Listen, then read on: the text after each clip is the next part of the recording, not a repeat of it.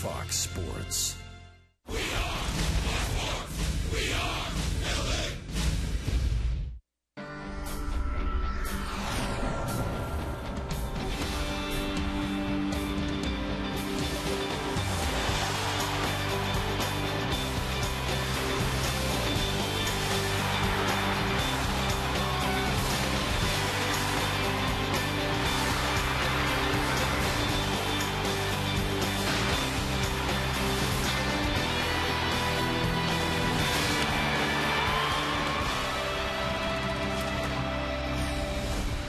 It's time for Dodger Baseball. Live from Dodger Stadium, Prime Ticket presents the Dodgers as they take on the Miami Marlins. Hi, everybody, and a very pleasant Mother's Day. Welcome to the Dodgers and the Marlins final game of the series, so-called rubber game. It'll be the 7th rubber game to decide who wins the series, and for the Dodgers, they have split the previous 6. On the mound today, right-hander Tom Kohler will be pitching instead of Wade LeBlanc. Dodgers counter with Chris Capuano, who is 0-2. Capuano last year shut down the Marlins, beat them 5-0. Couple of individual notes about the Dodgers. Matt Kemp has a 10-game hitting streak. Adrian Gonzalez has an 8-game streak. He will not play today. Scott Van Slyke will be at first base. And for Andre Ethier, he had a 4-hit game last night. Last year, he had back-to-back 4-hit games against the Marlins, and he's hit safely in 28 of 32 against the Marlins. After today, the Dodgers will hunker down and face the Washington Nationals Monday, Tuesday, and Wednesday night. We'll be back with the ball game and a whole lot more coming up right after this.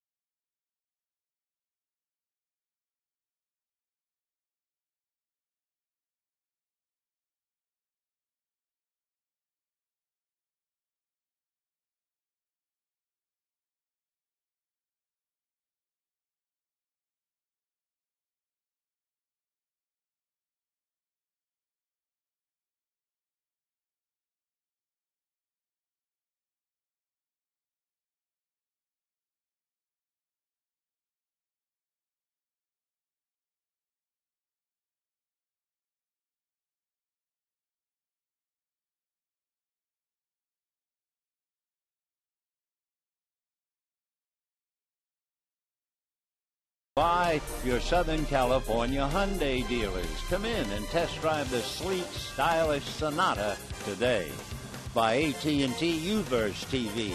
Check availability at 1-800-PIC-ATT. and by Jack in the Box. The Chipotle Chicken Club combo is back for a limited time. Hey, we're moments away from first pitch on this beautiful Sunday afternoon in Southern California, and in particular here at Dodger Stadium, where it is hot.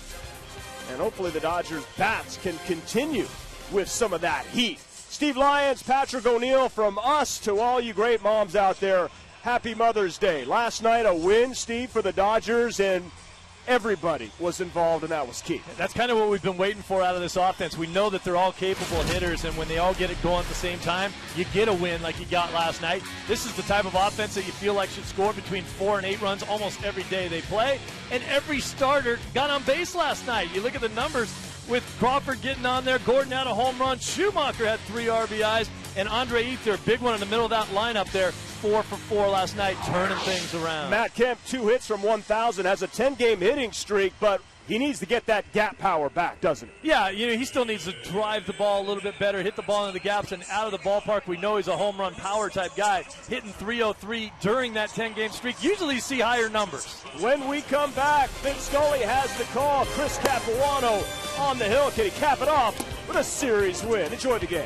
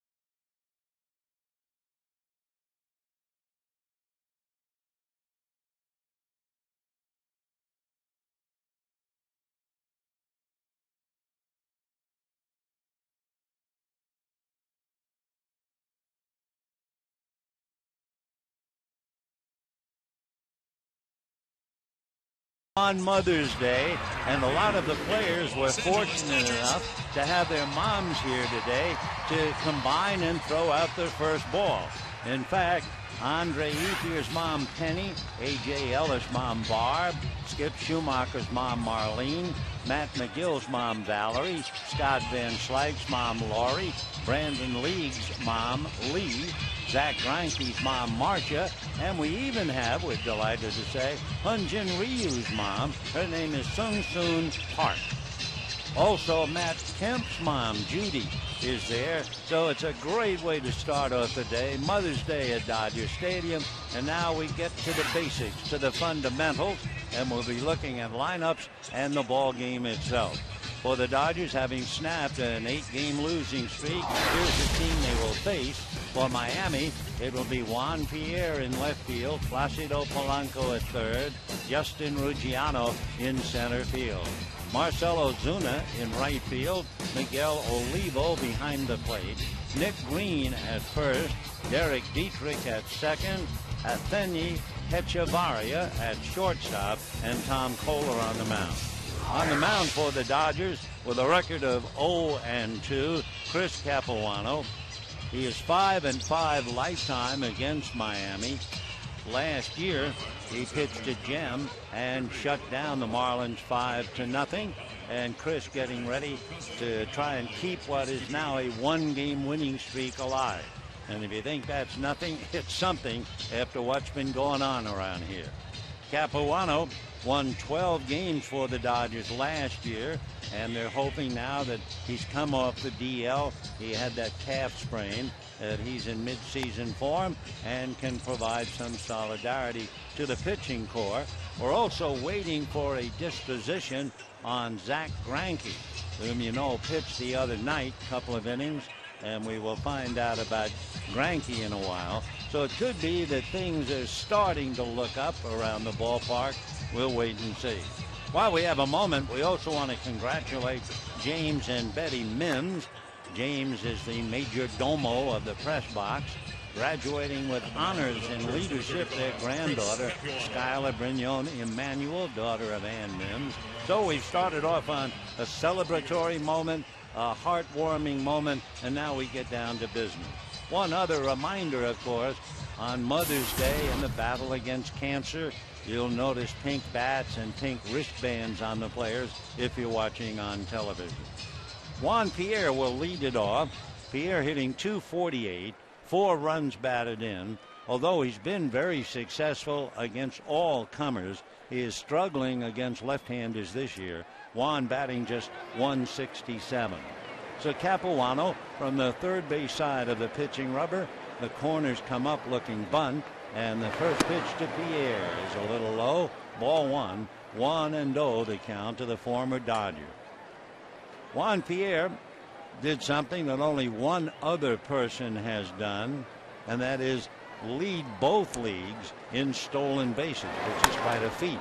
He hits one in the air to center. Matt Kemp started in, goes back, leaps up and makes the catch for the out. So Kemp fooled on that ball, and only great reflexes prevented that from going over his head to the center field wall. Couple of steps in and then a hasty retreat, to say the least. So Pierre, a fly ball to center, 1 away. Of course, when you play the outfield here, it's like looking into a wedding cake. You have to pick up the ball in one of the 2 dark areas, and if you don't pick it up there, you'll never find it in the crowd. The batter now is Placido Polanco, the veteran third baseman who takes a strike. Polanco had a double and a single last night, and he had a walk in his 3 at-bats in the first game. Polanco hitting .250, 2 for 7 in the series. And the strike 1 pitch coming up, swung on, popped in the air, foul off first. Big Van Slyke comes over, but it's back into the crowd. Against left-hand pitching, the Marlins have a team batting average of .219. So Capuano comes in with a slight advantage, but not against Polanco, for instance. Polanco is hitting .410 against left-hand pitching. Chris looks down the barrel to get a sign. No balls, 2 strikes. Left-hander ready and deals, and a fastball at the kneecaps.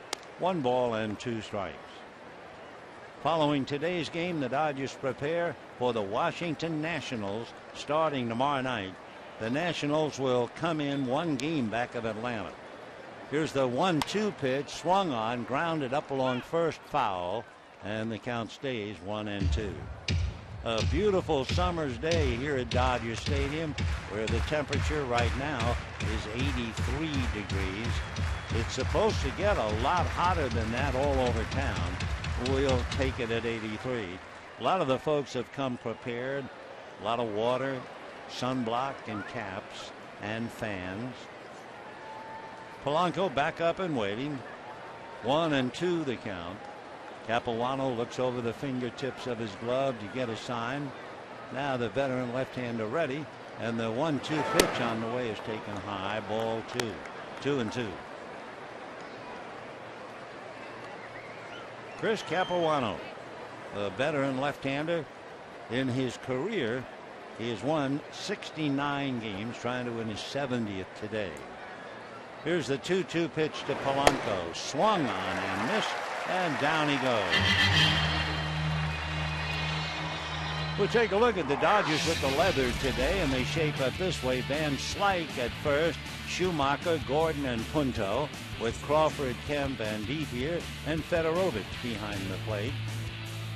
Adrian Gonzalez with a tender neck, and the Dodgers trying to treat it at exactly that, and hopefully giving him a day off. With 2 down, here's Justin Ruggiano, way back when, originally drafted by the Dodgers, hitting .221, 6 home runs, 15 runs batted in. Capuano with 2 out in the first inning, looks down the barrel. Now Chris turns ready, makes his pitch, breaking ball, but it's a little low. Ball 1, 1-0. The umpires today working in their shirt sleeves, and all good pals of ours, Guccione and Cusi, with Hallian and Culpa. 1 ball and no strikes the count. Back comes Capuano with a fastball, and that's lined into center field for a base hit. So a 2-out single to center by Justin Ruggiano, and that will bring up the right fielder, Marcell Ozuna. So Ruggiano, who was 0 for 4 last night, and in the first game 0 for 2 with a couple of walks, now gets a base hit. Ozuna checking in. Marcell with 2 L's, batting .310. 1 home run, 5 runs batted in. Right-hand batter. Capuano will look over at Ruggiano and decides he best go over there, and Ruggiano back on the bag. For the Miami center fielder, who does everything pretty well, he has stolen 5 out of 6, so they have to keep an eye out on him for sure. Meanwhile, Ozuna waiting. He's from the Dominican. Another throw to first. Marcell Ozuna from Santo Domingo, 6'2", 190, only 23 years old. He's a cousin of a former major leaguer, Pablo Ozuna. The next pitch, he is way out in front of a changeup, and the count 0-1. So Ozuna signed by the Marlins just 4 years ago, and he's arrived on the scene in a hurry. 2 out, first inning, no score. Capuano very deliberate, back to the plate, and it swung on and missed. 0-2 the count to Ozuna. When they called him up, he was on an extra base hit tear for a bit. He has 5 doubles and a home run, and he's only been in 11 games. No score, first inning. Again, Capuano ready. A look over at first, a throw over there. Ruggiano dying back to the bag. A very light breeze, barely a zephyr, stirring the cloth in center field of the Flags as Capuano looking for an out to end it. The strike 2 pitch coming up. Chris ready. There goes Ruggiano, and the ball is hit in the air to left center. That's a base hit. Over to cut it off is Crawford, and on his way to third easily is Ruggiano. So a 2-out single to left center field. That puts runners at first and third, and the batter will be Miguel Oliva. Oliva, the veteran catcher, following Ozuna's base hit. Nice job for Crawford to cut it off. It took an erratic hop when it hit the grass. So first and third, 2 out. And Miguel Oliva, the veteran catcher, hit a home run last night in the 7th inning against Ryu. Way out in front of an off-speed pitch, and the count 0-1. One pretty good reason why Oliva is in the starting lineup. He has 3 home runs this year, all 3 against left-hand pitching. First and third, 2 out, no score, first inning. Capuano out of a stretch. Left-hander ready and deals, and that's fouled away upstairs. Fastball on the outside part of the plate, and it went up Oliva's bat just at the end of it. So he was guessing fastball, and he was a little out in front. Oliva is from the Dominican, big man, checks in a good 230 pounds at least. Was originally signed by the Oakland A's. Related to Tony Pena. Ruggiano at third, Ozuna at first, Olivo at the plate, and the strike 2 pitch coming up. Capuano ready, left-hander deal, and there's a high fly ball to straightaway center. Kemp waiting for it to come to him, and that's the inning. No runs, 2 hits, 2 left, and at the end of half an inning, Miami nothing, and the Dodgers coming up.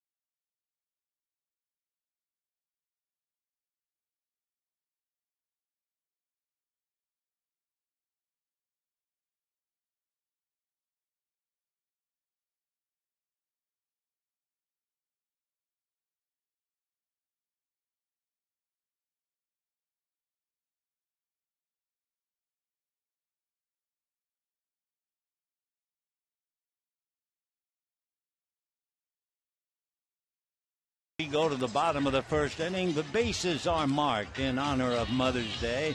We pointed out there are bats and wristbands. We just noticed Rob Brantley, a backup catcher, and he's wearing pink shoes. Let's take a look at Don Mattingly's lineup now. And it shapes up with Carl Crawford in left field and Dee Gordon at short. Matt Kemp in center, Andre Ethier in right. Scott Van Slyke will give Adrian Gonzalez a rest at first base. Skip Schumacher's at second. Tim Fedorovich behind the plate to rest A.J. Ellis. Mitch Punto at third, and Chris Capuano on the mound. On the mound for the Miami Marlins, a Bronx boy, Tom Kohler from Bronx, New York, 6'3", 235-pounder. He was an 18th round pick by the Marlins 5 years ago.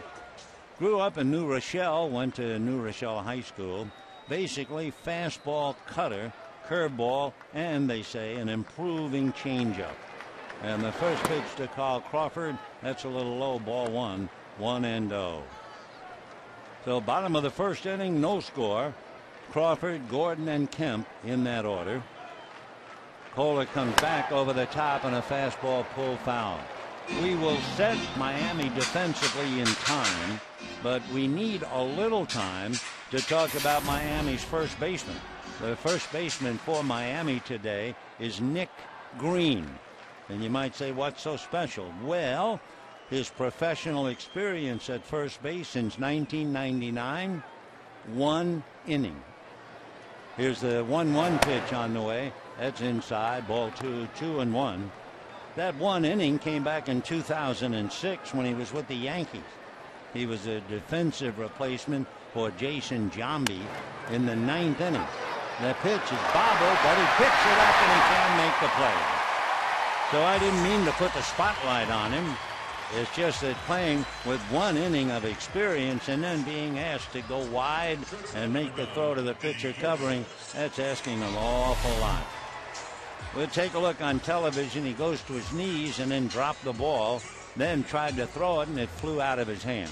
It will go as a base hit for Crawford. Just to get back to Green for the moment, he came in the 9th inning, and Mariano Rivera retired the Red Sox to sew up a Yankee sweep of a day-night doubleheader. Yankees won the first game. In fact, the time of game would make Nick Green a grizzled veteran at first base. The first game was 3:55. and the second game was 445. So Nick Green with 1 inning of experience holding on the runner Crawford. Boy, there is so much to learn about playing first base, not only with your hands but with your feet. So Crawford takes his lead. Gordon out of a stretch waiting, and the pitch to him is high. D had the satisfaction of hitting his second career home run, one last year, and then last night he hit it in the pavilion, not down the line into the chairs, but in the pavilion over the right field wall. Gordon batting .269. The 1-0 pitch fouled off, and the count 1-1. By the way, just to get back to Nick Green, and then we'll let it go. In his 1 inning at first base, Mark Loretta with the Red Sox, formerly a Dodger, faced Rivera, popped it up to Green. Third out was a grounder to Green, and the Yankees had the sweep. Another throw to first, and Crawford back on the bag. Naturally, they're keeping an eye out. Crawford has stolen 7 out of 9. 1 ball and 1 strike the count to D. Gordon.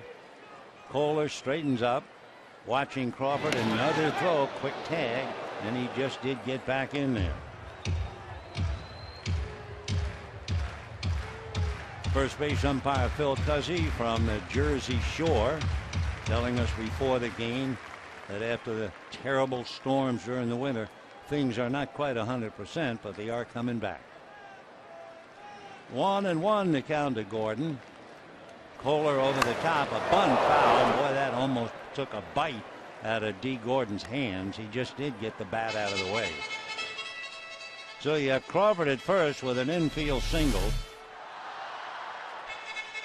1-2 the count to D. Tom Kohler is 6'3", 235, throws pretty hard. That thing got up there in the 90s. Tom bends at the waist, hiding the ball back of his right hip, now straightens up. A look at Crawford, and yet another throw over there. 1-2 the count. By the way, if you wonder where Green came from, he played second base last night and moved over now covering first. 1-2 the count. Kohler set, comes to his hitter. Gordon tries to lay off a high pitch and succeeds. It was borderline. Ron Kopa on the line indicating no swing. 2-2 the count to D. Gordon.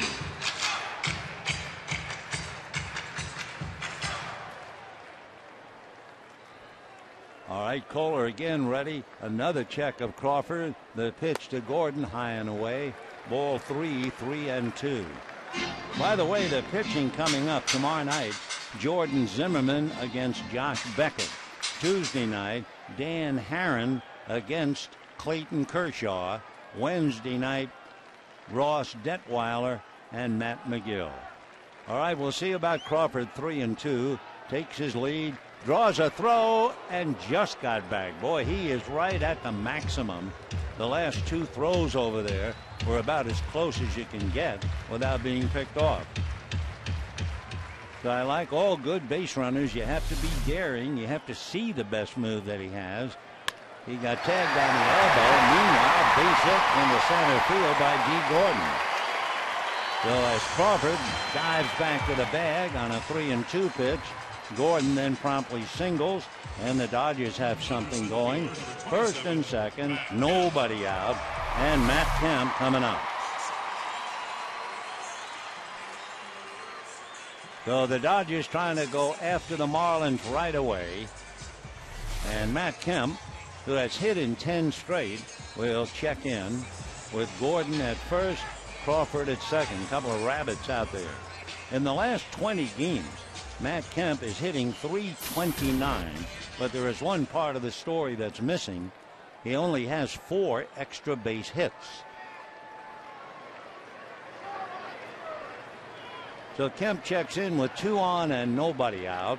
Kohler out of a stretch. A look at the runners. The pitch to Matt. Check swing foul outside of first base. No balls and 1 strike. One thing about Matt Kemp, and of course naturally in his stature as a standout player, they watch every move that he makes. When he is even in the count at 2 balls and 2 strikes, he is 1 for 18. And in those 18 at-bats, he struck out 11 times. So it'll be interesting to see the count. The strike 1 pitch is swung on and missed, and the count 0-2.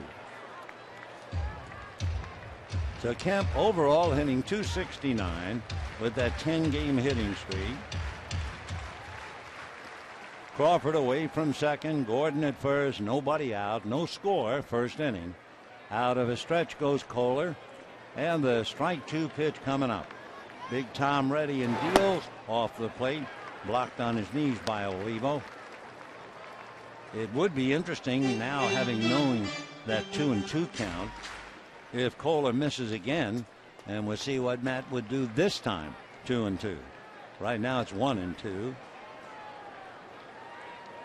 Kohler very deliberate, slowing the pace down. The 1-2 pitch to Matt Kemp is swung on, lifted into right field. Osuna out there backs up to catch it on the run, and then guns it. But Crawford tags up, going to third. He is out at third. Big league play by Marcell Ozuna in right field, and he did everything textbook. On the fly ball, he backed up, so he was going to catch the ball on the move, added impetus to the throw, and it was a beauty. One hopper right on the money. Catches, fires, and Crawford, who runs as well as anybody, is nailed at third. Great play.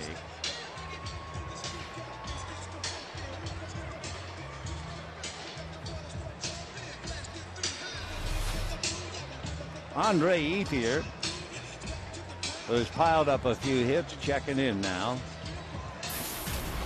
Double play going 9-5. D. Gordon is all alone, but he certainly is a threat to steal.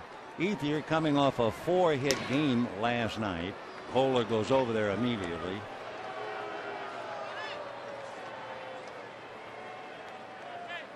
D. Gordon, as far as stolen bases are concerned, has stolen 3 out of 4. So Kohler certainly kept an eye on Crawford. Now he gets help from Ozuna, and the pitch in for a strike. Andre Ethier last year had 4-hit games against the Marlins on back-to-back days in August. Andre with Gordon taking his lead. Kohler ready. Gordon goes. Pitch inside, and Oliva drops the ball while in the act of throwing. So it's a stolen base for D. Gordon.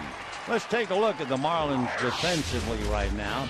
And Nick Green, we told you about him at first. Then you have Dietrich, Echevarri, and Polanco on the infield. Pierre, Ruggiano, and Ozuna, who you certainly know is in right field, and Olivo behind the plate. So Gordon steals second with 2 out. First inning, no score. 1 ball, 1 strike count on Andre Ethier. Out of a stretch is Kohler. Right-hander deals, gets the outside corner for a strike with a change, and the count 1-2. If you joined us a little late, Crawford singled wide of first off the glove of Nick Green. Gordon singled him to second. Kemp a fly ball to right. Crawford tried to move over to third and was nailed. Here's the 1-2 pitch to Ethier. Ground ball to short. Echevarri gets a nice big hop and throws him out. So despite the 2 hits, the Dodgers come up empty. And at the end of an inning, the Marlins nothing, the Dodgers nothing.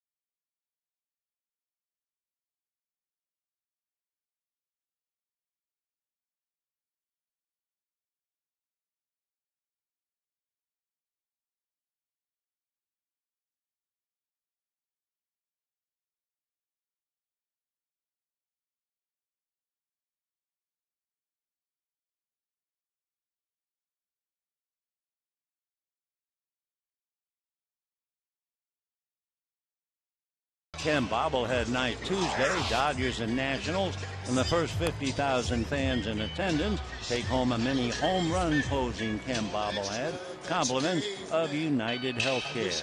For tickets, visit Dodgers.com/promotion.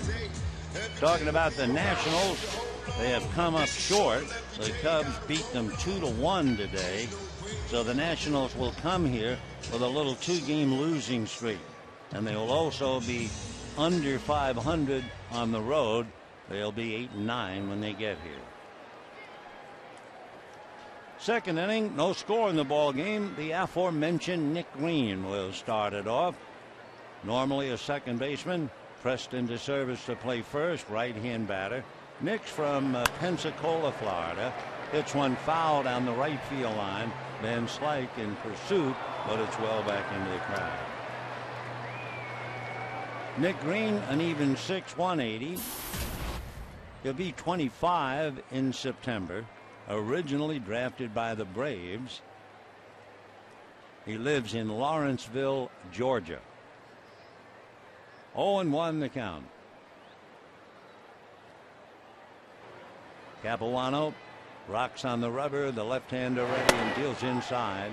1-1. Lawrenceville reminds me, back in the East, there's a prep school for Princeton called Lawrenceville. And a pal of mine, whose name was Larry Lawrence, played football for Lawrenceville. Breaking ball in the dirt, 1-2. And the New York papers loved it when Larry scored a touchdown. They would say Larry Lawrence of Lawrenceville. You can't quite work that in with Nick Green. 1-2 strikes the count. Capuano looks in, getting a sign from Fedorovich. And the 1-2 pitch, Nick chases it in the dirt, gets away at the plate. Fedorovich fires to first, and we have one away. So strikeout number 2 for Capuano. And the batter will be Derek Dietrich. Number 51, Derek Dietrich. Derek Dietrich is just beside himself. He was in the Cleveland organization. He had only played something like 63 games in his career in the minors. And he was traded to Miami, and he wound up here at Dodger Stadium, and he just couldn't believe it. First thing, he was on the phone to his mom and dad. And the pitch, Dietrich takes high, ball 1. And then, of course, dream upon dreams, didn't he come up and hit a home run? So Dietrich with a 1-ball, no strike count. Into the windup is Capuano. Ground ball to first. Van Slyke will take it to the bag. And we have 2 down here in the second inning. So Green strikes out. Dietrich rolls out. And the batter now will be Atheny Hechavarria.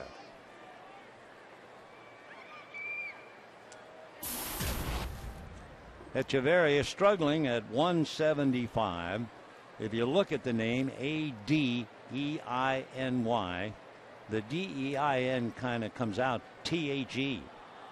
And then you just Atheny Hechavarria. Right hand batter takes low. 1 ball and no strikes. The Marlins glad to go home. It's been an 11-day road trip, 10 games. They've won 3 and lost 6, and they'll go home for a good long homestand. The pitch is lifted to shortstop, and it'll be D. Gordon there to one-handed. So a nice easy inning for Capuano. Second inning is in the books, and at the end of an inning and a half, no score.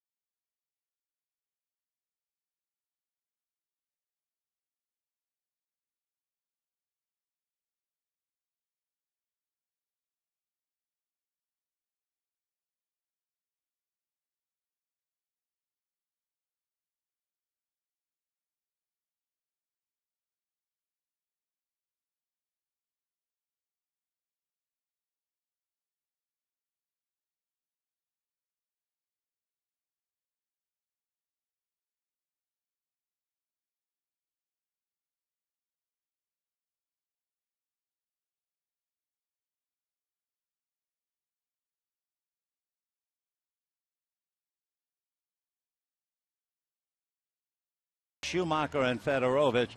You know, I think it was Disraeli, the first person I ever heard to say it. There are lies, damned lies, and statistics. So they show you the on-base percentage leaders in the major league.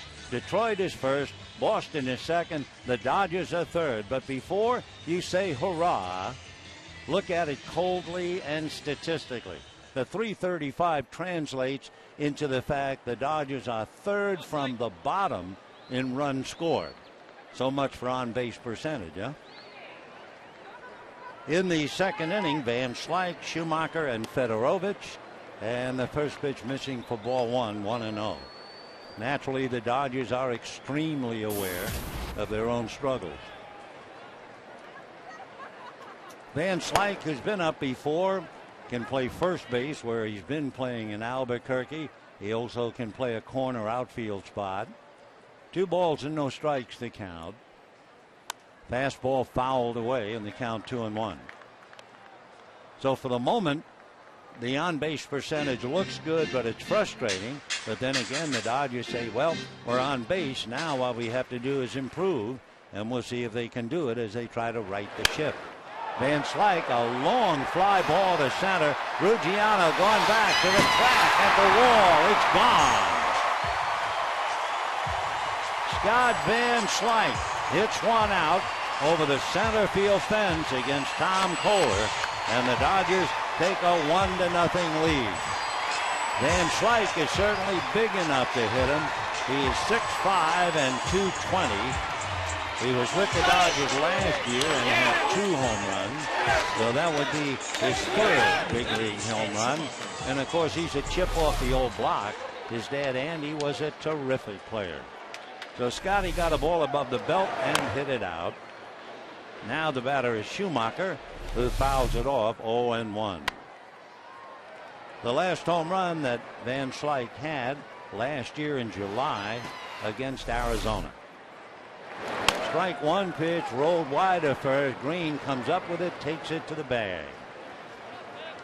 The Dodgers lead 1-0 in the second inning. And next catcher, number 18.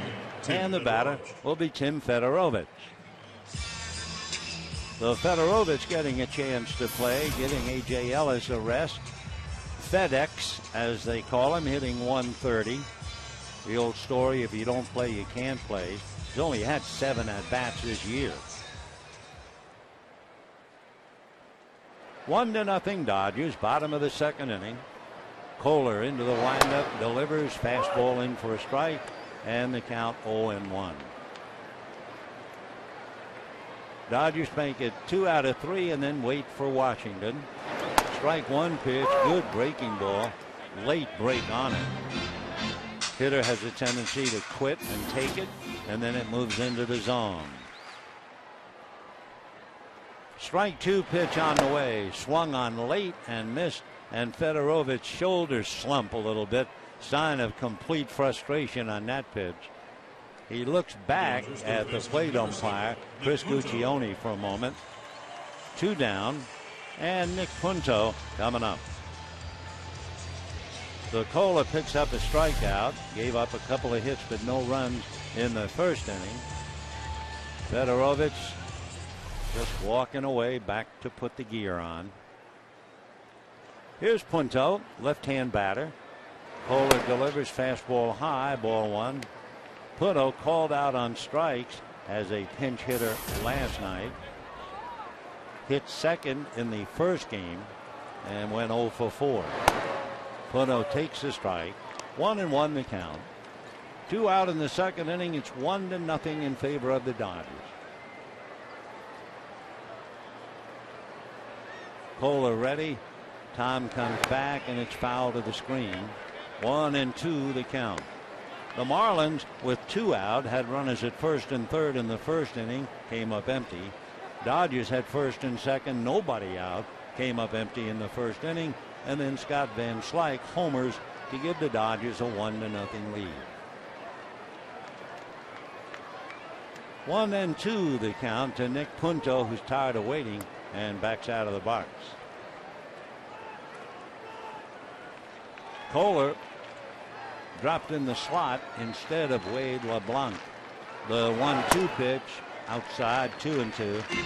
LeBlanc was just not pitching well. He was struggling, totally out of sync.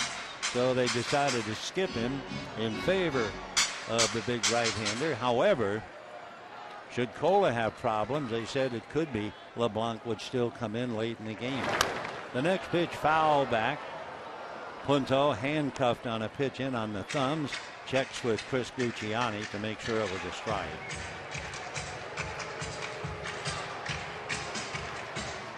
2 balls, 2 strikes, 2 out. Home run by Scott Van Slyke gives the Dodgers a 1-0 lead. Kohler ready in the 2-2 pitch, swung on and fouled away again. For Kohler, by the way, he had only worked 11 innings. That's the first home run that he's allowed. 2-2 the count.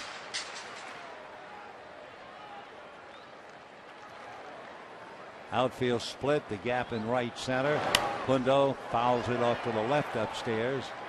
Pretty good fastball. That was a nice and easy 95 miles an hour. You can't teach that. That's God-given. Well, a good 95 mile an hour fastball. Punto fouls it off, and the count stays 2-2. Tom Kohler ready and comes back with another fastball, and he seemed to overthrow, and it was high. 3-2 the count. Sometimes you'll see a fella pitch so effortlessly and hit 95. Next time it looks like he's going to come out of his shoes and he'll throw 92. Punto in and out of the box. 3-2 the count to Nick.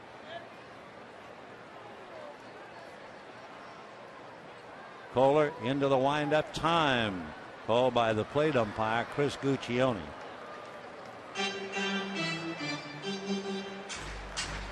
So they're not ready if they're at home plate yet. You better be ready for somebody who throws 95, and that includes the umpire. Here's the 3-2 pitch, and Punto takes very high, ball 4. So a 2-out walk to Nick Punto, and that'll bring up Chris Capuano. Capuano with the bat this year is 0 for 4. The outfield, another split in right center. They bring up Pierre, a shallow left field. Capuano waits. Kohler ready and delivers, and a high fly ball to left, exactly where Pierre was. He goes back a few steps to make the catch, and that's that. That, in this instance, was the leadoff home run by Scott Van Slyke over the center field wall, over the head of Justin Ruggiano's glove, and the Dodgers lead 1-0.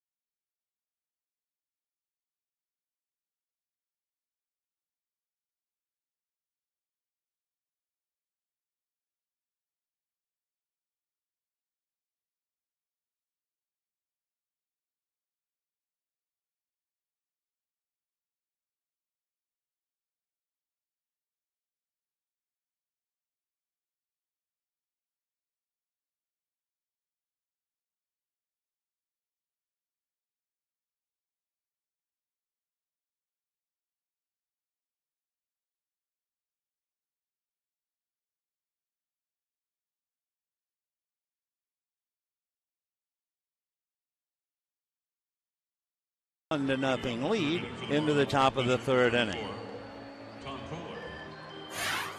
In the National League East, Atlanta leading Washington. Washington just lost to the Cubs 2-1. So Washington a game and a half back. Atlanta is hosting the San Francisco Giants, who lead Arizona by 1. Philadelphia trailing by 5. The Mets by 6. And Miami on the field here trailing by 10.5. Mike Redmond, the young skipper, taking over this year after they fired Ozzie Guillen. Remember the Ozzie Guillen story where he was, if I remember, praising Fidel Castro? Wow. Well, anyway, Mike's at the helm now with a young ball club. It'll be his pitcher, Tom Kohler, followed by Juan Pierre, and then Placido Polanco. Kohler, the pride of New Rochelle, 26 years old. On deck, Juan Pierre.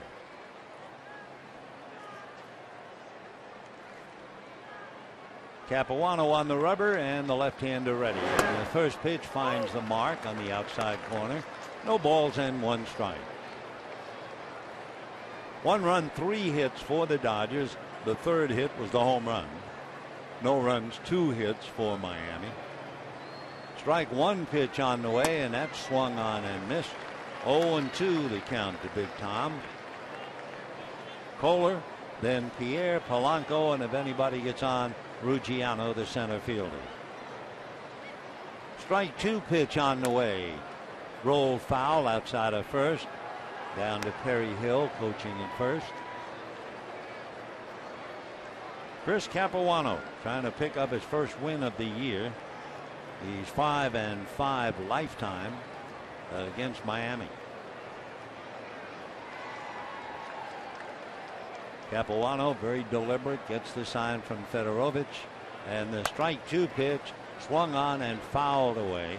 It was down and in, and Kohler just did get a little bit of it, slammed it off the protective railing in front of the Miami dugout. 0-2 the count. Capuano's strike 2 pitch on the way, off the plate, 1-2. We'll repeat because it figures to be a heck of a good series and a chance to see Bryce Harper when Washington comes in. Jordan Zimmerman and Josh Beckett tomorrow night. The 1-2 pitch is swung on, foul tip, and down he goes. Third strikeout for Capuano. The batter will be Juan Pierre. Tell you a reminder, bring the family to Dodger Stadium Memorial Day, Monday the 27th. The first 15,000 ticketed kids, 14 and under in attendance, receive a Clayton Kershaw themed Dodgers Fathead. Compliments of Northrop Grumman. Visit Dodgers.com/promotion. A fathead is a large sticker you can put on your wall. It used to mean somebody was highly conceited, and we certainly couldn't put that label on Clayton Kershaw. Anything but. 0-1 the count to Pierre. Fly to center in the first inning. Juan hitting .246, but a little more than $1.50 against left-handers. And a ground ball to short up with it is Bruce Gordon. That takes care of Juan. 2 out in the third inning. That will bring up Placido Polanco. Third baseman, Placido Polanco. Polanco struck out in the first inning. So anyway, Jordan Zimmerman and Josh Beckett tomorrow night. Dan Herron against Clayton Kershaw Tuesday night. Ross Detweiler and Matt McGill Wednesday night. Then the Dodgers go out on the road. They're heading for Atlanta and Milwaukee. Breaking ball in for a strike, and the count 0-1. This is the so-called rubber game. The winner of the game wins the series. It's the 7th rubber game for the Dodgers this year, and they're 3-3. The next pitch chased and missed as it dipped into the dirt. 0-2 to Placido Polanco. Well, Polanco and Capuano have certainly been around a while. Polanco 1 for 7 against him. And the strike 2 pitch, waved at and missed a changeup. Down goes Polanco, striking out a second time. 4 strikeouts for Capuano, and at the end of 2.5 innings, 1-0 Dodgers.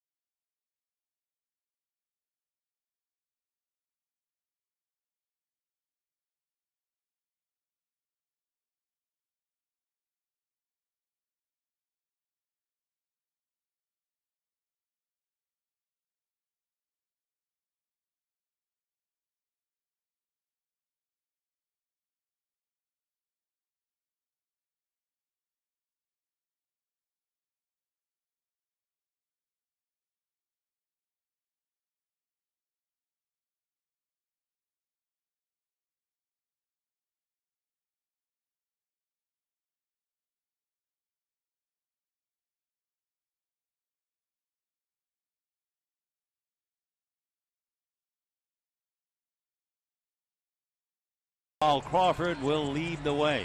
Carl Crawford has done a great job in leading the way. Among other things, he is second with a .315 batting average. He has 5 home runs. When you put together Kemp and Ethier, he has one more than that combination. He has 7 stolen bases, and he has a total 62 total bases. So he's been a most important part of the Dodger ball club, doing a great job leading off. Carl takes the first pitch high, ball 1, 1-0 the count. Crawford, Gordon, and Kemp. If anybody gets on Ethier. Tom Kohler back with a pitch that's a little low. 2 balls and no strikes the count to Crawford.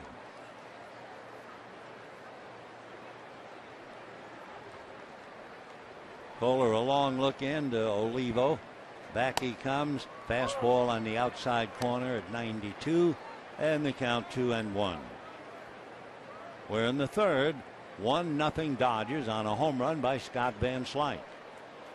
The 2-1 pitch, big swing and a miss, and the count 2-2.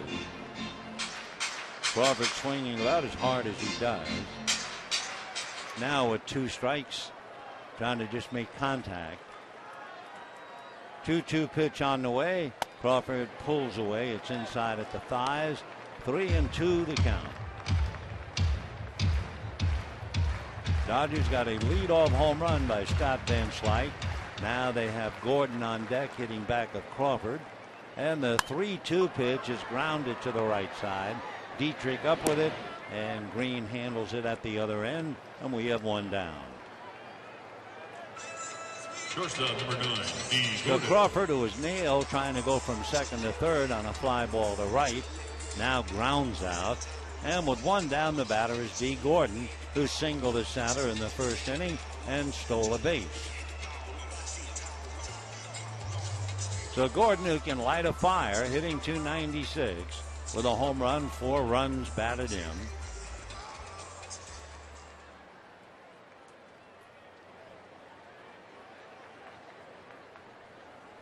Gordon 5 for 20 on the homestand, takes a strike, and the count 0-1.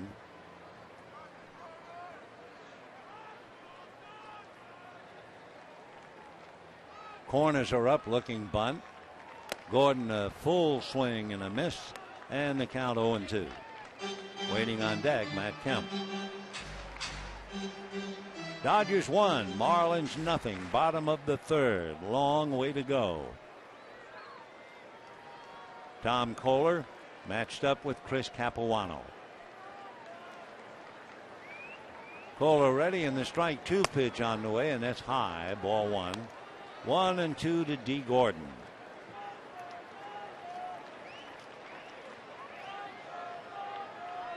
Kohler ready to come right back. And it's a ground ball to the right of second baseman Dietrich, but he goes back to get it and throws him out. So a nice play by Derek Dietrich. 2 out in the third. And the batter, Matt Kemp. Dodger center fielder, Matt Kemp. Dodgers had runners at first and second and nobody out in the first inning. Matt came up and hit a fly ball to right field. And reasonable depth. Crawford tagged up at second, but Marcell Ozuna made a textbook play. Backed up, charged, caught it on the dead run, and threw a one-hopper to third base to get Crawford.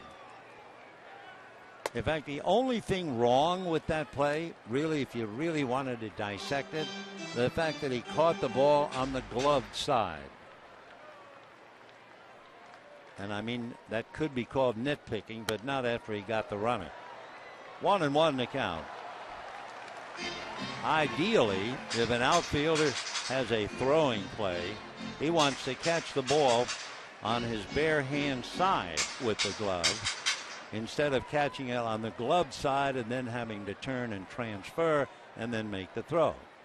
The 1-1 pitch swung on and missed. 1-2 to count. For those on television, you can watch Osuna looking up into the blue and now catching with the glove. And then he had to transfer. It's a small thing, but it really can pay off, whether you get the runner or not. He made such a perfect throw. Crawford was done. 2-2 the count. This is not a good count, as we mentioned earlier, for Matt Kemp. So let's see what happens. Here comes Kohler, and a breaking ball is promptly banged into left field for a base hit. So for Matt Kemp, that is his second hit in 19 at-bats on a 2-2 count. So that'll bring up Andre Ethier.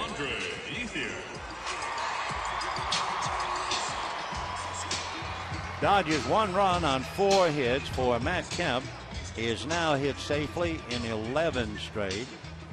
And Kohler has to worry about Matt running the bases. Kemp has stolen 5 for 5. So Andre Ethier, who grounded to short in the first inning, checking in. 1-0 Dodgers, bottom of the third. Right-hander Kohler deals low and inside with a breaking ball. 1 ball and no strikes.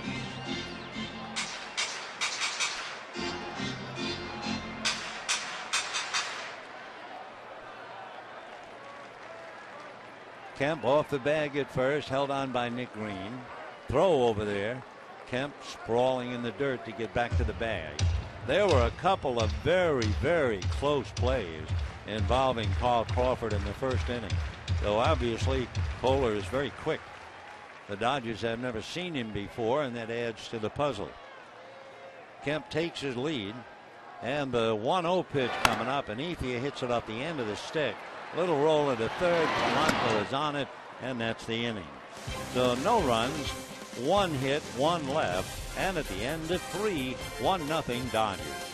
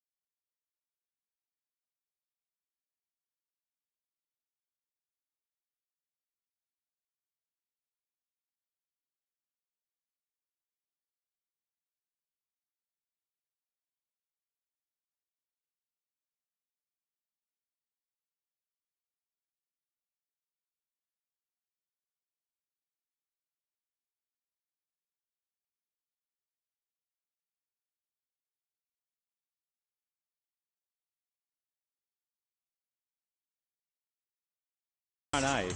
Monday, Tuesday, and Wednesday night, club hits the road, goes next weekend to Atlanta and then Milwaukee, come home to play St. Louis Cardinals and the Angels.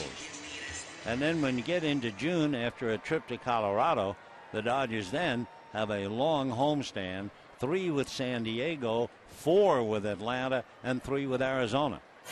So lots of good baseball right around the corner. Hope you make your plans to be with us and enjoy it out here in the ballpark. Ball 1 to Justin Ruggiano. Single to center in the first inning.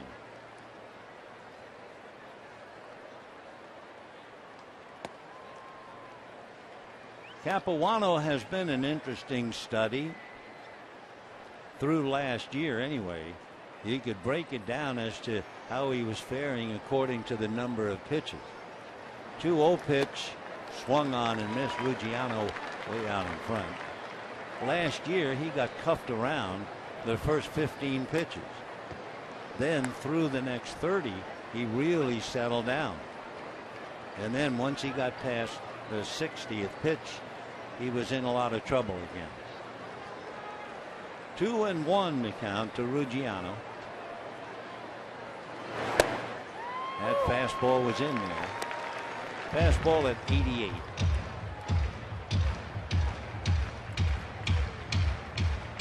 Capuano has had 2 base runners. He's always fun to watch. He has such a good move over to first. Off speed, a change away. That came up there at 77. 3-2 the count to Ruggiano. 1-0 Dodgers.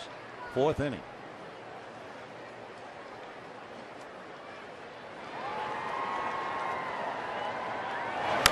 And that's stroked foul down the line.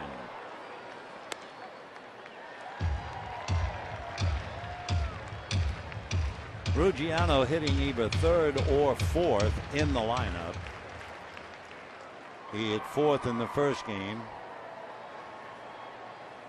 4th in the second game, 3rd today. Trying to wait and get a breaking ball, and down he goes. That's 5 strikeouts for Chris Capuano. And with 1 out, the batter is Marcell Ozuna. So the breaking ball takes care of Ruggiano. Ozuna made that standout throw in the first inning. Then with the bat, single to left field. So Marcell 1 for 1, hitting .326. Little flare into right field for a base hit. So Ethier will have to get it back. Tying run aboard with Ozuna.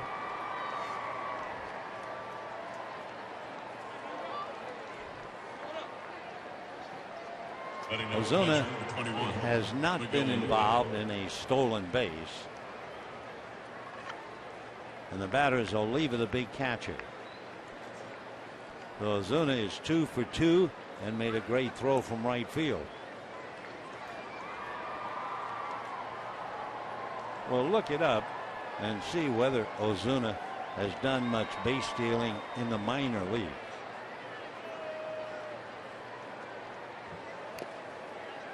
In the dirt, and Ozuna goes down to second. A block by Fedorovich, but he couldn't control the ball. And looking at Ozuna in the minors, in the Sally League, he had 17 stolen bases, and he had 8 in the Florida State League. But all we know now, he's at second base on the wild pitch. Tying run is out there, and Oliva trying to pick it up. 1-0 Dodgers, 4th inning, 1 out. Way out in front. That's that off-speed pitch. Capuano doesn't overpower. Once in a while he'll get it to 89 or 90. But it's that mid-70s pitch that really bothers the hitters. 1-1. Little nubber back to the box. The play is to first base in time. Taking third is Ozuna. So the tying run 90 feet away, and the first baseman Nick Green coming up. Well, as we mentioned earlier, Nick Green, a rather adventurous day. His first real experience at first base. He had 1 inning under his belt prior to today.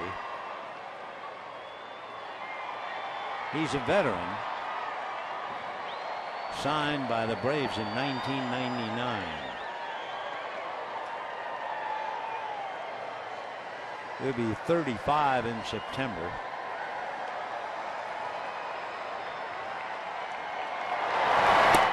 And the first pitch missing, ball 1. And looking at Capuano with a runner at third, and we always do that. Capuano does have 2 wild pitches, so there'll be a little extra pressure on Fedorovich. He's already made the wild pitch here in the inning. 1 ball and no strikes.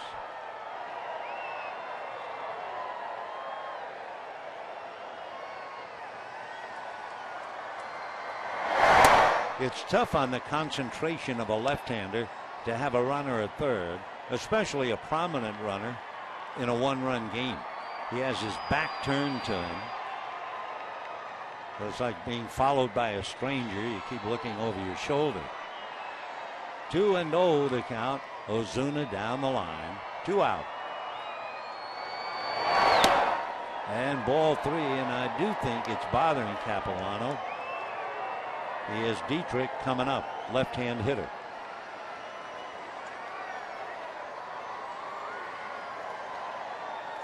One nothing Dodgers on a home run by Scott Van Slyke. We're in the 4th inning. Way off the plate, a bluff by Fedorovich. So it looked to me like Chris was uncomfortable looking over his shoulder. So now he has first and third. The situation is still there. And here is Derek Dietrich, who lined out to Scott Van Slyke in the 2nd inning. Or maybe grounded out. So Dietrich checking in with Echevarria on deck.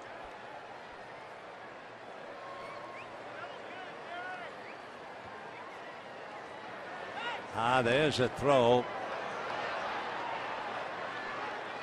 Standing over the play, Ron Kulpa. Sooner or later, you figured it was driving Capuano a little edgy, and he decided to go over there. How many times do you remember seeing a pitcher throw to third? No, not many at all. Breaking ball, backhanded at first by Van Slyke. Whoa. Scotty takes a run away from the Marlins at least. No runs, 1 hit, 2 left. And at the end of 3.5 innings, 1-0 Dodgers.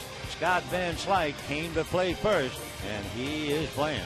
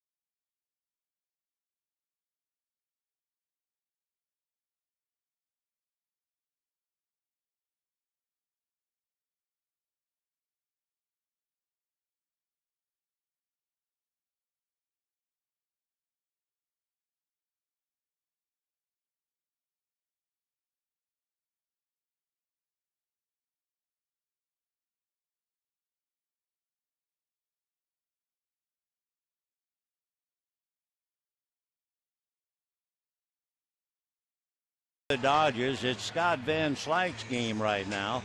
He led off the second inning with a home run, and he just made an excellent play to take a base hit away from Dietrich that would have tied the game, and who knows what happens if that ball gets down the line. So Van Slyke, then Schumacher, then Fedorovich.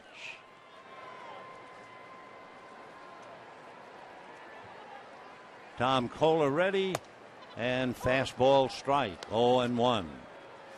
Back to 92.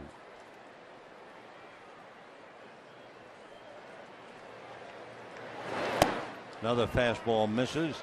Capuano has made 51 pitches in 4 innings.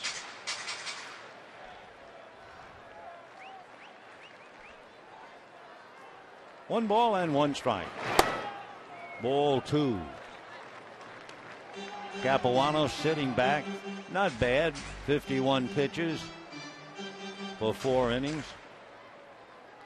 Taking it easy. What's that? 13 pitches an inning. Fouled away out of play. That would add up quickly to 117 pitches. We used to always think 125 pitches would be about right for a starting pitcher in this day and age, but that's disappeared. Nowadays, storm warnings when the pitcher gets up to 100.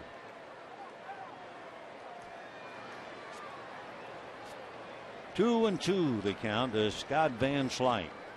Dodgers holding on to a 1-0 lead. Van Slyke is 6'5", 220 out of Missouri. 14th round pick by the Dodgers out of high school. 2-2 the count. His father, Andy Van Slyke, was a terrific player. He hits one in the air to right center. It's playable. Ozuna is there. So Van Slyke, a fly ball, 1 away. We're going to have a Major League update, let you know just what's going on at this time of day. First of all, Colorado pounding the Cardinals 8-2. Troy Tulowitzki is back and healthy, and he has a 3-run home run. Giants beating Atlanta 3-0. Ah, yes, the Panda is at it again, Pablo Sandoval. And Arizona leading Philadelphia 2-0 behind Brandon McCarthy.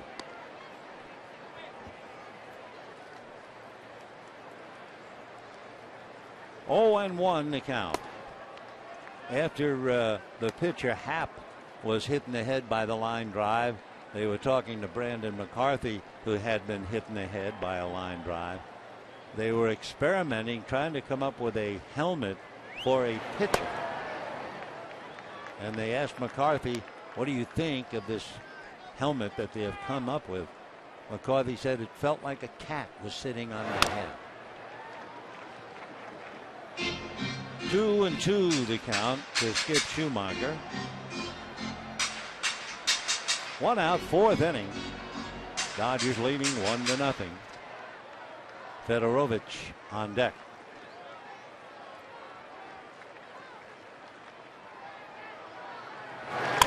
Pulled. That's going to go right down the line in there. Schumacher on his way for an extra base hit. And he's in there sliding with his double. So Skip Schumacher, who has done such a wonderful job wherever they use him, comes up with his 4th double. And the Dodgers now, with the 1-out double, have Fedorovich trying to pick him up.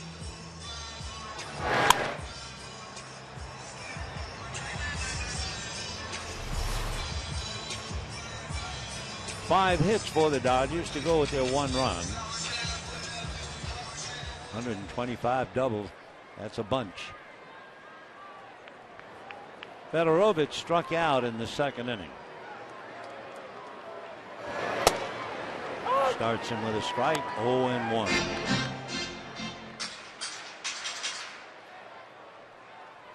The only run, home run by Scott Van Slyke, leading off the 2nd inning.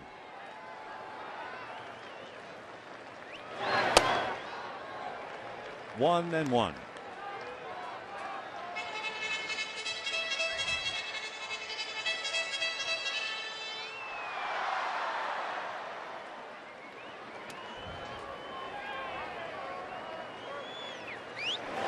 Fastball hit to the hole by the glove of Hechavarria.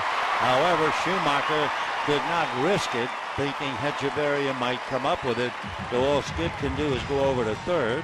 It's a base hit for Fedorovich, and the Dodgers have first and third with one out. And this is an interesting situation. You have a good bunter up there in Punto. So if you're thinking about squeeze, this is a pretty good combination with Schumacher down the line and Punto at the plate.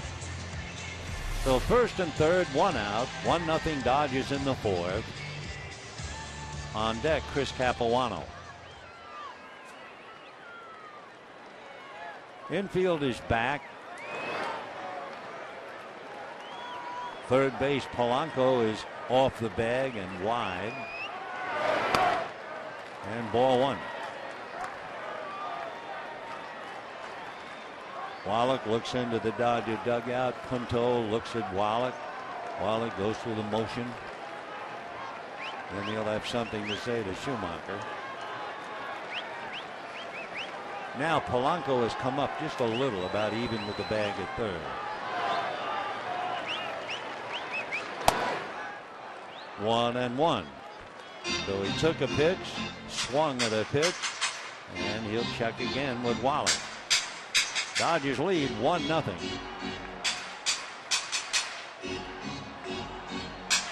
And they go through the motion. Wallach goes through the signs, says something to Schumacher.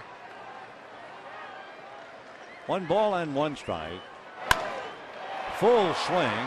Fly ball to center. In fact, Ruggiano has to back up. Catches it. Fires towards the infield. No chance. So Punto scoring fly ball. And the Dodgers take a 2-0 lead.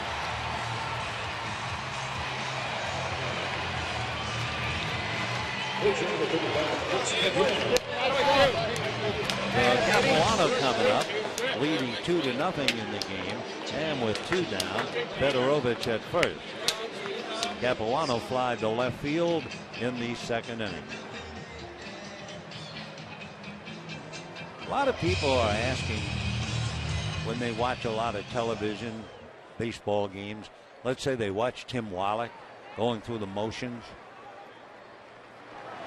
Capuano bunts on the chalk. It's a fair ball, and they get him. Good decision by Olivo, especially with the pitcher running. Maybe we can talk a little bit about signs, but at the end before, the Dodgers having picked up another, Dodgers lead 2-0.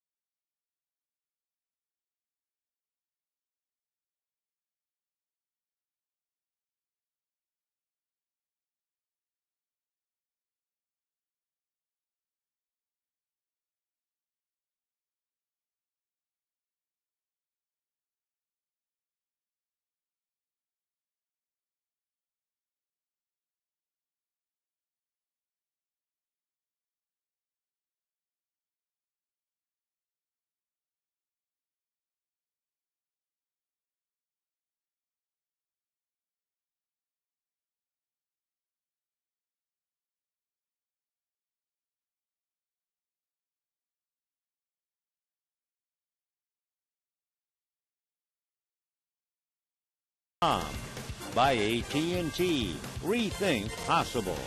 And by CarMax. Start the search for your next car at CarMax. Time now for our Twitter poll. with the Dodgers facing the Nationals and Braves in the next two series. Which team do you think is the best of the East? The Atlanta Braves or the Washington Nationals? Right now, Atlanta leads Washington by a game and a half. So tweet hashtag East and then Braves or Nationals. Tune in, we'll see the results.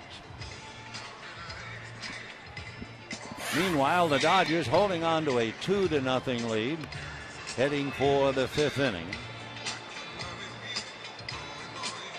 Anthony Hechavarria will start it off. Then it'll be Tom Kohler and the leadoff man, Juan Pierre. Happy Mother's Day to you, wherever you may be. May you receive the honors that you certainly are due. Each and every one.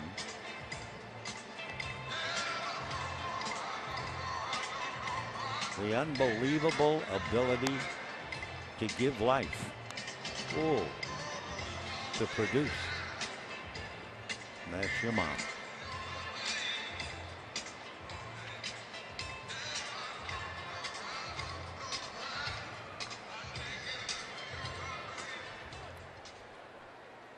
Dodgers leading 2-0.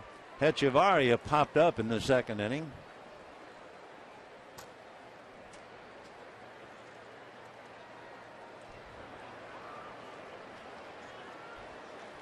Capuano just about ready to start the fifth and in no hurry about it.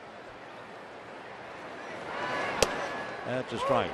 When the game started, about 1:05 or so, it was 83 degrees. I assume it's a little bit hotter now. And certainly after the energy expended, the Capuano has made 51 pitches in 4 innings, trying to take his time. 0-1.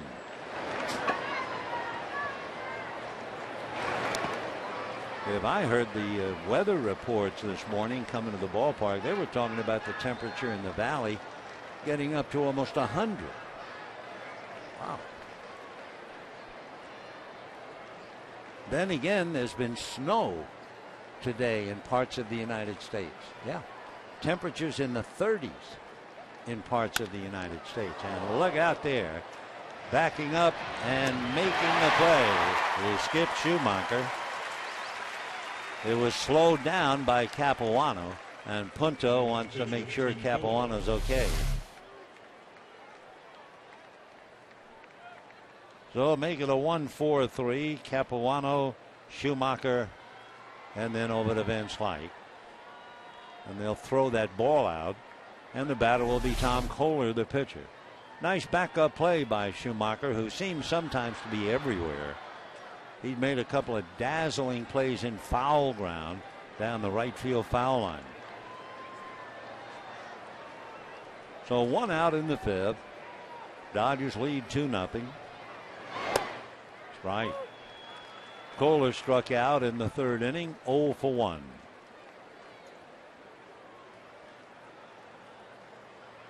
Outfield plays him straight away. 0-2.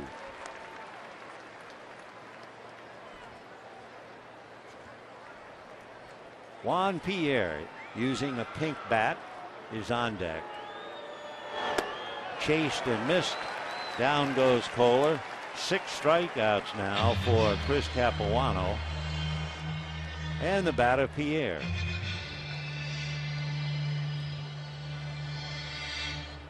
Number 9, Juan Pierre. Capuano walked Nick Green while striking out 6.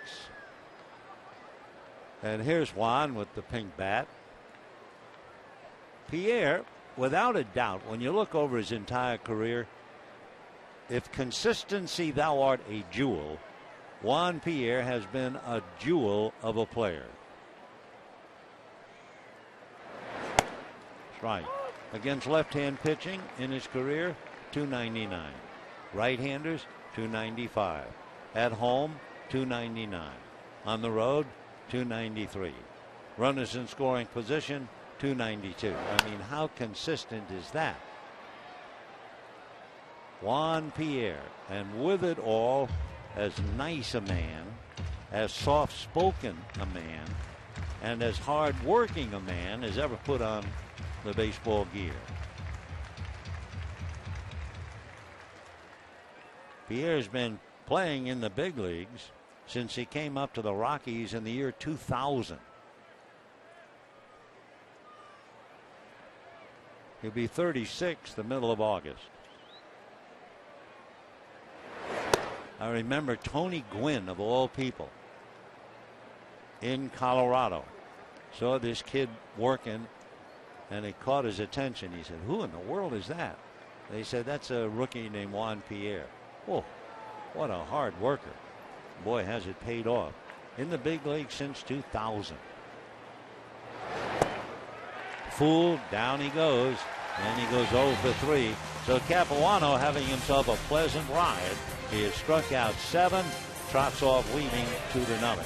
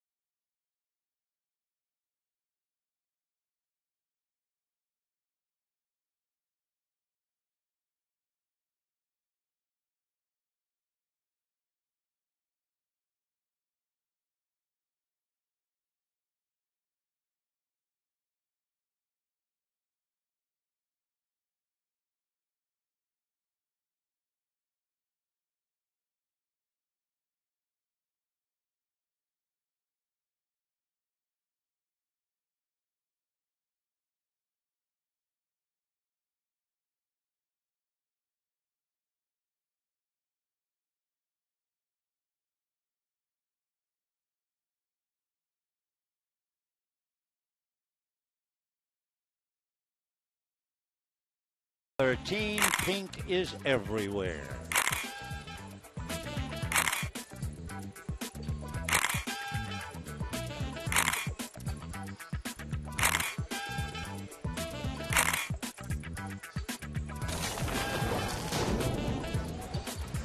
And with that, we go to the bottom of the 5th. It'll be Crawford, Gordon, and Kemp against Tom Kohler.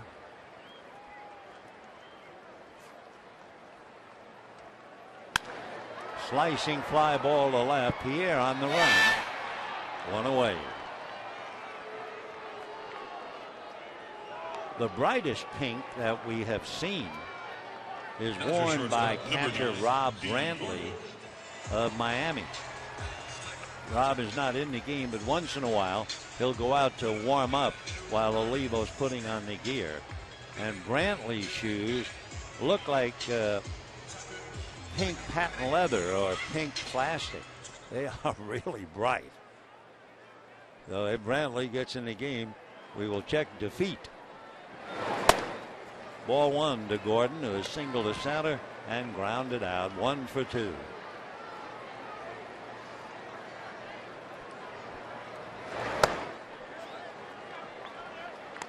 Capuano is turning in a fine performance.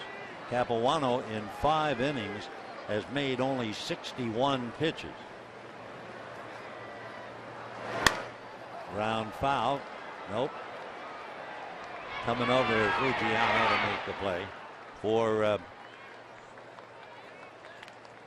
Capuano. He made 16 pitches in the first inning, 16 in the 4th. Otherwise, almost a minimum number of pitches. We have 2 down and Matt Kemp coming up. Matt has extended his streak with a base hit to left field in the third inning. He's hit safely in 11 straight.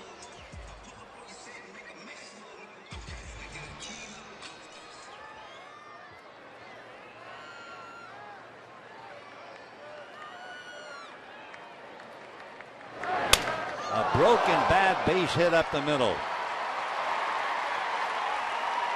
So Matt Kemp goes 2 for 3 as the bat explodes.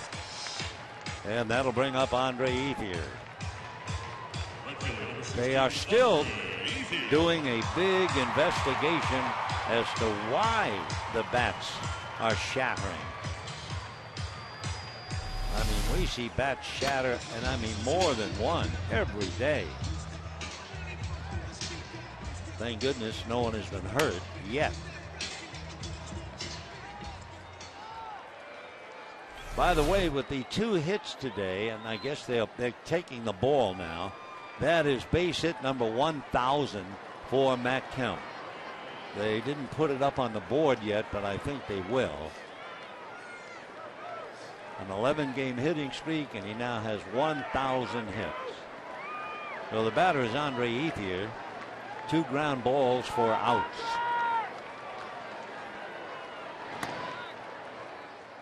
Kemp did not try for a stolen base yet. They've been watching him carefully. Dodgers 2 runs, 7 hits. The Marlins no runs, 3 hits. They had 2 singles in the first inning and another base hit in the fourth. Ball 1 to Ethier.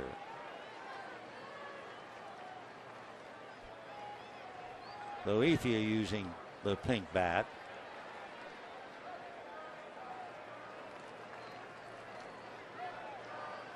Dodgers 2, Marlins nothing. Kemp at first. Popped in the air, foul. Polanco coming over, might have a play. Does have a play. That's the inning. No runs, 1 hit, a man left, and at the end of 5, 2-0 Dodgers.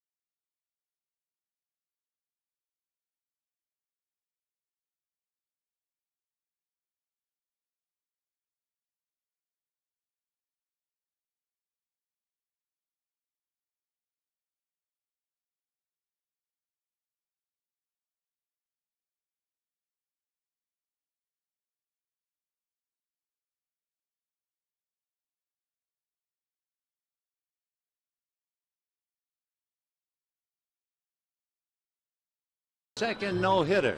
This one against the Giants, 3-0. Among other things, he walked only 2, did not let a runner get to second base. He was saved. Willie Mays drilled one, and Jackie Robinson, playing third, saved the base hit. And also Darrell Spencer hit one in the gap in right center, and Carl Furillo ran that one down.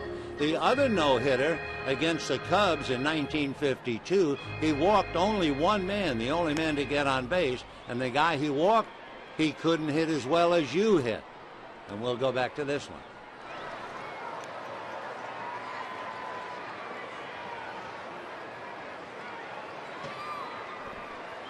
Here, the batter that Erskine walked back in 1952 was a happy-go-lucky, good-natured guy, a knuckleball pitcher named Willard Ramsdell, and he'd be the first to admit He couldn't hit.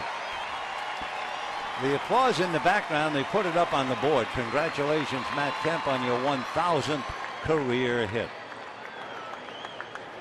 He has 2 hits today. He is certainly out of his slump. The only question is, when is he going to start going on an extra base tear? Fouled the line, 0-1.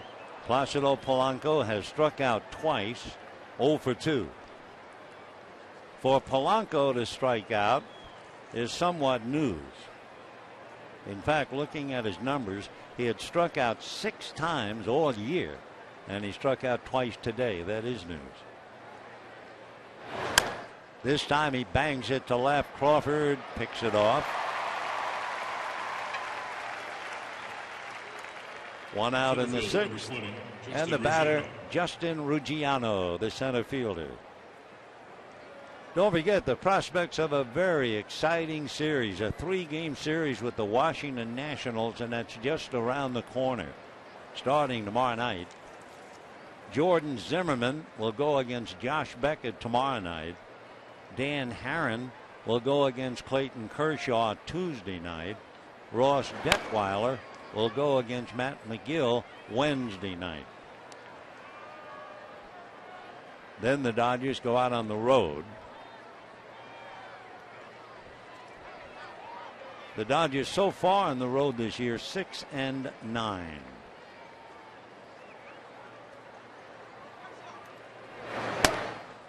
No one usually does very well on the road.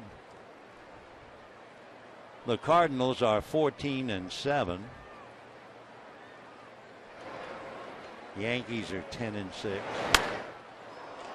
That's hit to left. In fact, where? It's going to go there. No doubt about that one. So Justin Ruggiano hits one in the seats, and that cuts the lead to 2-1 for Ruggiano. His 7th home run, 16 runs batted in, 2-1 ball game. For Chris Capuano to surrender a home run, it's the 3rd one that he has given up this year. Remember his last start, he gave up 2 home runs in 1 game. So Dodgers 2, Marlins 1.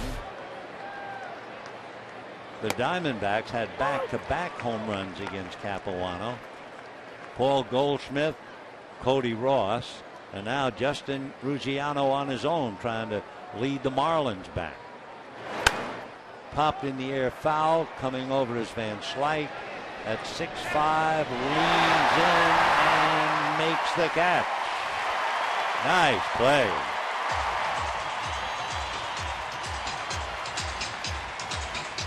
Right there with him, Phil Cuzzy. Oh, Van Slyke comes over, reaches in with that boarding house reach, and makes the catch. That's the 2nd out.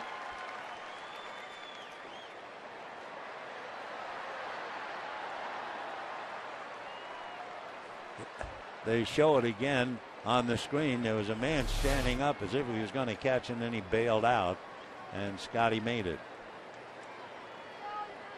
So here's Oliva, fly to center, hit back to the box. 2-1 in favor of the Dodgers. We're in the 6th inning. Miguel has 3 home runs this year, all 3 against left-hand pitching. Ground ball to short. Nice pick by Gordon. Nice inning for Capuano. So through 6, he jogs off with the Dodgers leading 2-1.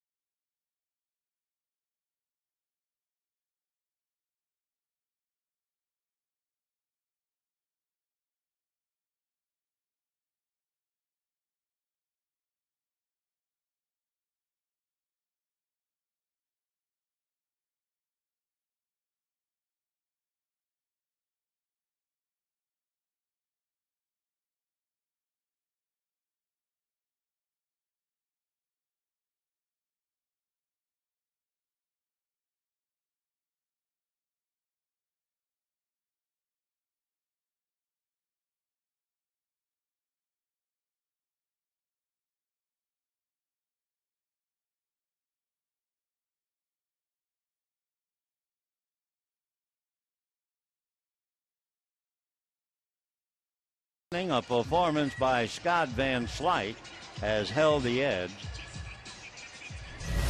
Van Slyke earlier in the game led off in the second inning with a home run over the center field fence. And then later, if you were with us just a couple of minutes ago, he makes a fine catch on the foul ball by Ozuna.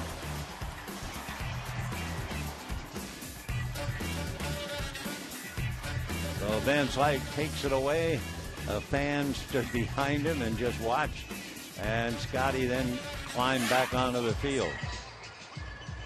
Meanwhile, we'll have a new pitcher. So Tom Kohler went 5 innings and allowed 2 runs. And Ryan Webb, whom we saw briefly last night, he pitched the 8th inning. He comes back in. Ryan's from Clearwater and Palm Harbor. Went to Clearwater Central Catholic High School. Drafted by the Oakland A's back in 2004. He's a chip off the old block. His dad pitched in the majors for the Mets and the Dodgers. So Ryan going to work. He is 6'6", 230 pounds. Basically a sinking fastball, curve, cutter, and change.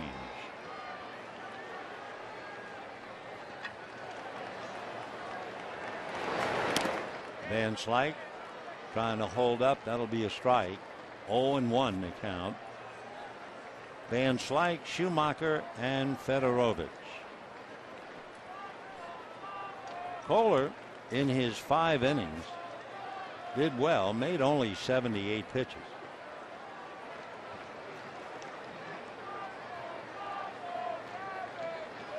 Capuano in his 6th inning has made only 70. That's a strike.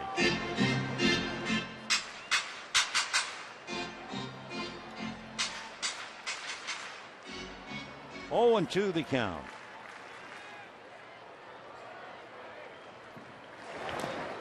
That's missed, but it's also missed by Olivo, who has to get it down to first and does. So Van Slyke strikes out, 1 away, and Schumacher coming up. Skip Schumacher.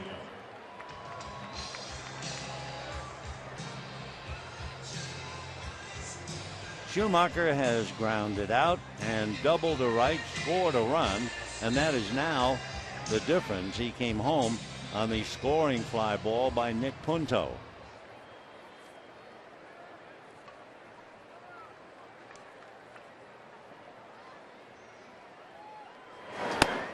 And ball 1 to Skip.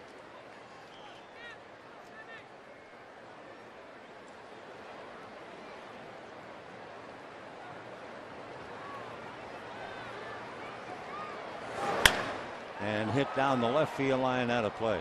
I'll bet you we've seen Skip Schumacher hit 50 balls foul to the left and down the line. So it was kind of a surprise to see him double down the right field line in the 4th inning. They shade him to left field, and you really expect him to go that way. 1-2 the count to Skip. Waiting on deck, Tim Fedorovich.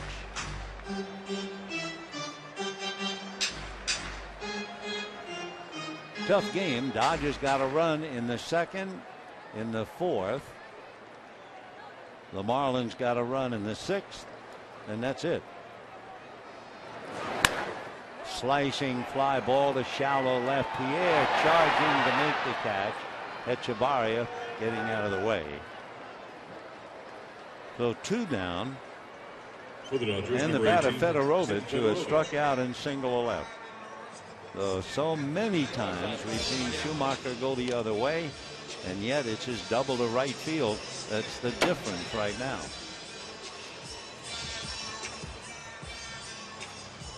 Fedorovich 1 for 2.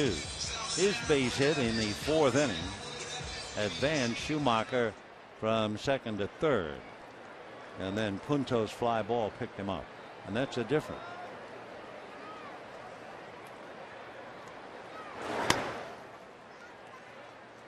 One ball and no strikes.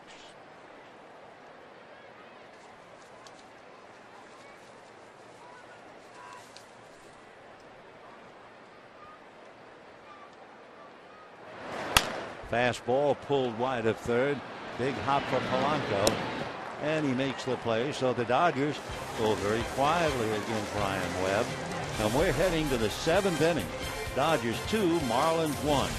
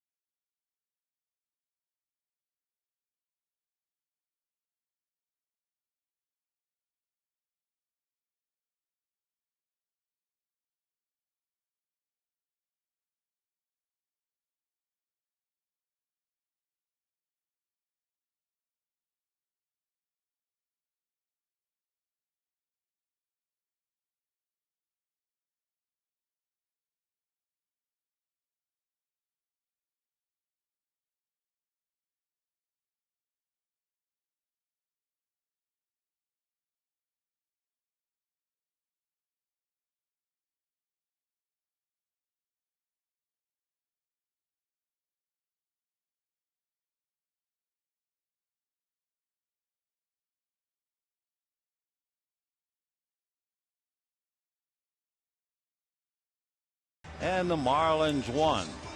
For Chris Capuano, he's been leading the effort for the Dodgers. And talking about effort, why not spend your summer at the ballpark with the Dodgers 10-game summer plan? Great matchups with the Giants, Red Sox, Cubs, and Yankees. And for more information about the Dodgers 10-game summer plan, visit Dodgers.com/mini-plans or call 323-DODGERS. Chris Capuano, through his 6 innings, has made 70 pitches, coming off an easy 9-pitch 6th inning. In fact, his toughest inning, that's happened twice. First inning when he gave up 2 hits. 4th inning where he gave up a single and a walk. Dodgers in a 1-run game. Dodgers have won 4 and lost 6 in 1-run games. And they're 1-2 here at Dodger Stadium. For the Marlins, they have been in 14 1-run games. They've won 5 and lost 9.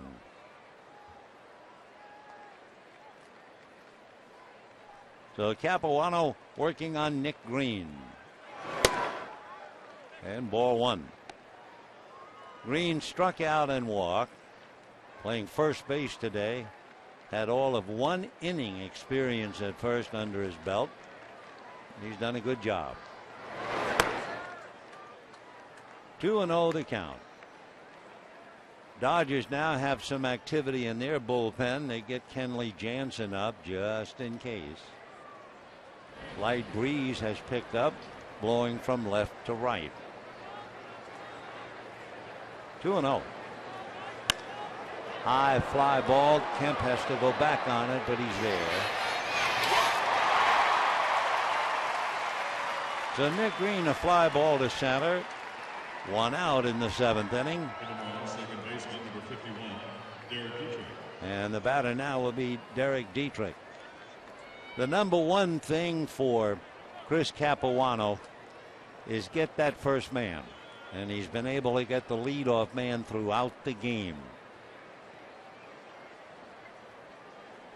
Dietrich 0 for 2. Last time up, robbed of a hit that would have driven in a run. Robbed by Scott Van Slyke. Strike. So Van Slyke has a home run. Made a fine play on the ball by Dietrich. And he also went into the stands on the ball by Ozuna. So far, so good for Scott. 0-1.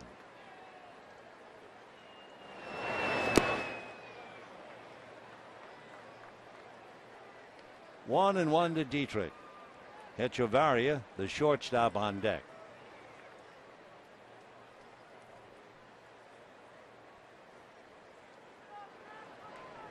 Capuano has now made 75 pitches.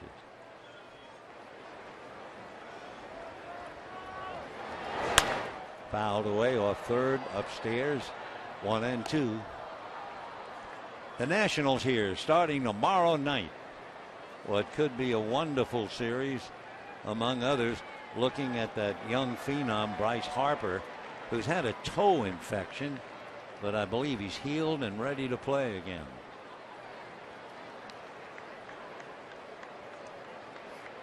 One and two to Dietrich.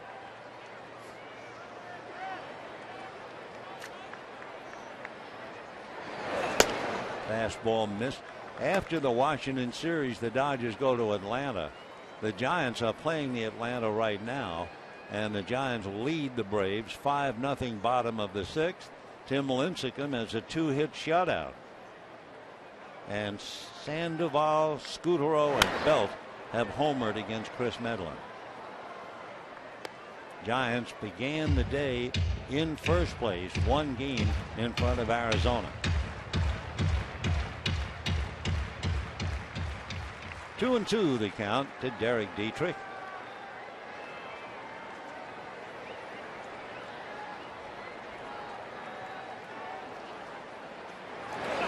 Fastball hit down the left field line in there, and that's going to go to the wall.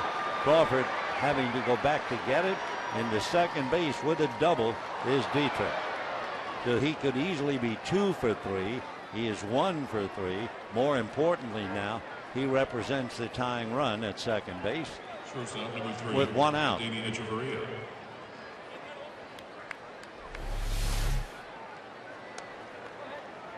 So Capuano has allowed 1 run and 5 hits up to here. Dietrich, who runs well. And now Don Mattingly heading for the plate umpire. That always means a double switch. So it looks like Capuano is history. The last Dodger to make out is Ethier. And then go all the way through the sixth, Fedorovich. So Mattingly is writing the names down. They'll go to the bullpen, and we'll be right back.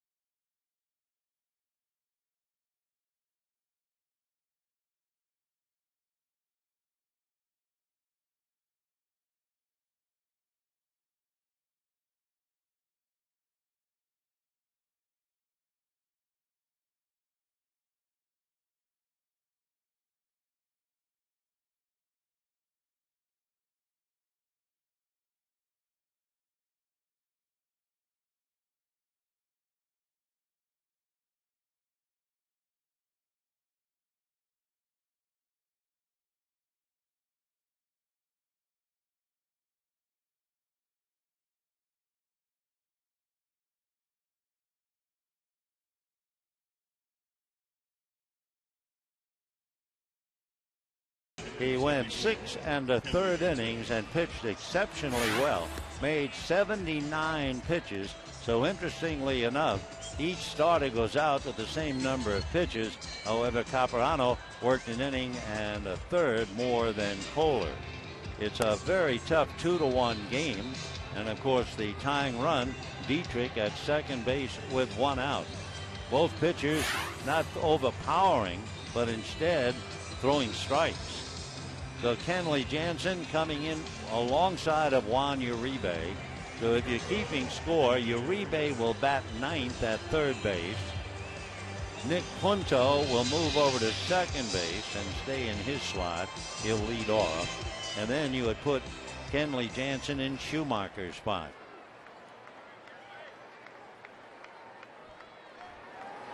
So the tying run at second, one out. Hechavarria with Matt Diaz out on deck. Hechavarria has popped up, hit one up the middle. Capuano slowed it down, and Schumacher threw him out.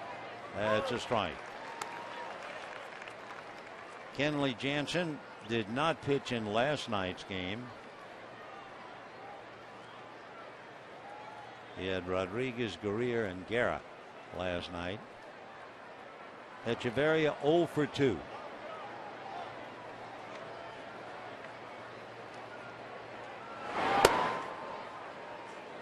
One ball and one strike. Another score. They're in the bottom of the seventh inning. Arizona 2, Phillies nothing.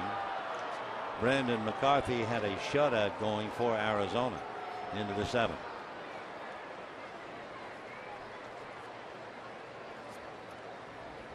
Dodgers trying to get well at the expense of the Marlins. Trying to have a little 2-game winning streak to go up against Washington. But the Marlins are not going quietly into that good night. Foul back. 1-2 the count to Hechavarria. Capuano, the last time, remember, he was so angry, he had given up back-to-back home runs to Arizona. Today, with that nice feeling that he pitched very, very well. Foul back. The back-to-back home runs against Arizona were to Goldschmidt and Ross. That was on the heels of an error, and it was a 5-run nightmare for Capuano. But today, he's allowed just 1 run. That was the home run by Ruggiano. 1-2. And Jansen comes in to nail Hechavarria. 2 out. Matt Diaz is being called back now. He was in the on-deck circle, but they want him to come back, and in a moment we'll find out. We have 2 out. The tying run at second base. We're in the top of the 7th inning. Chris Coughlin, who appeared as a pinch hitter last night and singled to right, appeared as a pinch hitter the game before and doubled to center. So Coughlin is 2 for 2 in the series, coming off the bench, hitting .211.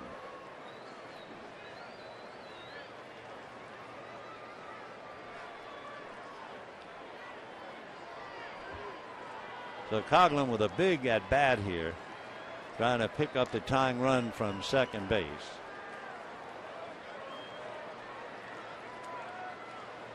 Coughlin, he's from Gaithersburg, Maryland, lives in Florida, went to the University of Mississippi, and was a first-round pick. Strike. Back in 2009, Coughlin became the 3rd Marlin to win the National League Rookie of the Year honors, joining Dontrell Willis and Hanley Ramirez. 0-1. And a strike. Coughlin, good size, 6'1", 200-pounder. He'll be 28 in June.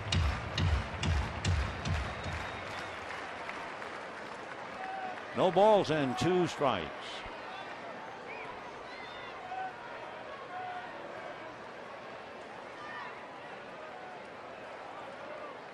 Dietrich at second, the tying run. Check swing. They look at third, swing, and that will be that. The Coughlin strikes out. The Marlins lead the tying run at second base, and at the end at 6½, it's still 2-1 Dodgers.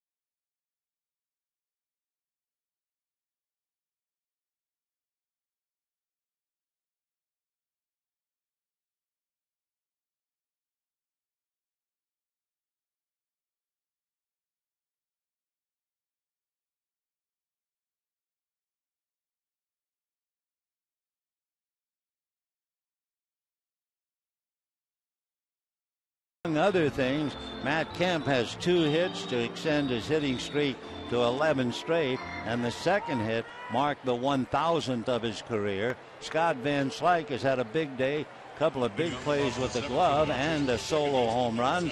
Justin Ruggiano hit the home run to account for the Marlins run.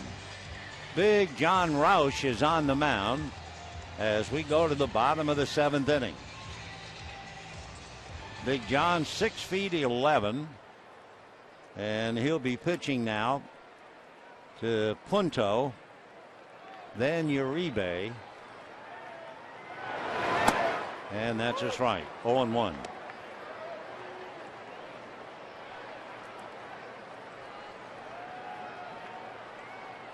Punto walked and had the sacrifice fly. That's now the difference in the game.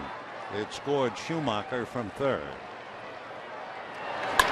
And he promptly strokes that into center field. So Nick Punto, a line drive single to open up matters in the 7th. And Uribe coming up. Roush came in the 5th inning of last night. So Nick Punto puts that bat on the ball, line drive single, and we'll see what Juan Uribe is asked to do.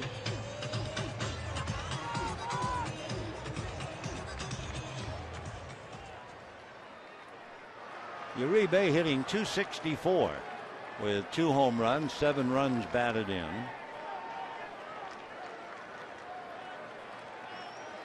Runner going, hit and run shot behind Dietrich into center, on his way to third, and just making it is Punto.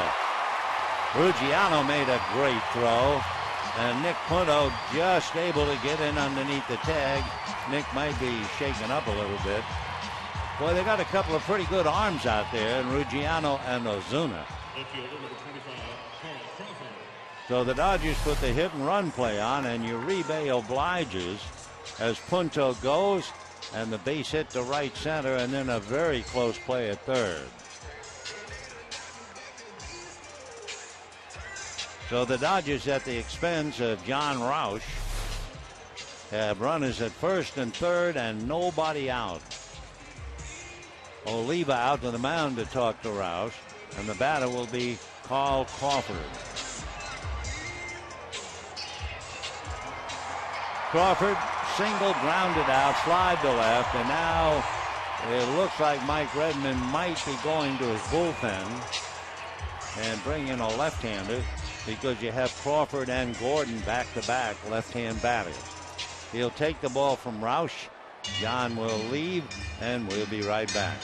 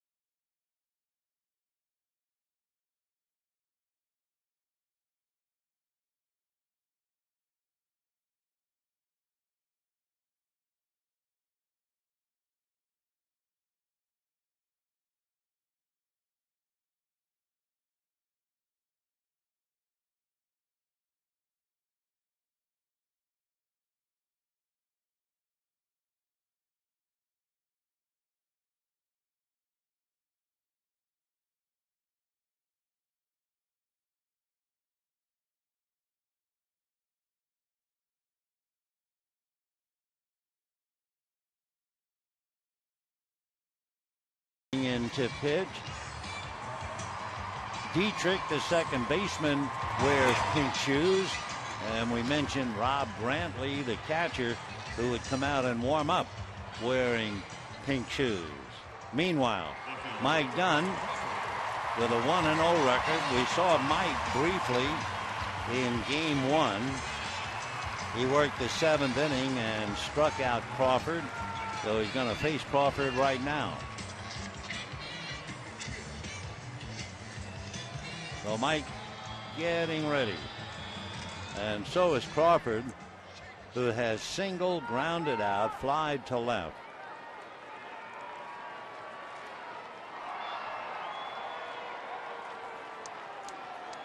Mike Dunn out of Farmington, New Mexico, lives in Las Vegas. First and third, nobody out. And a strike, 0-1.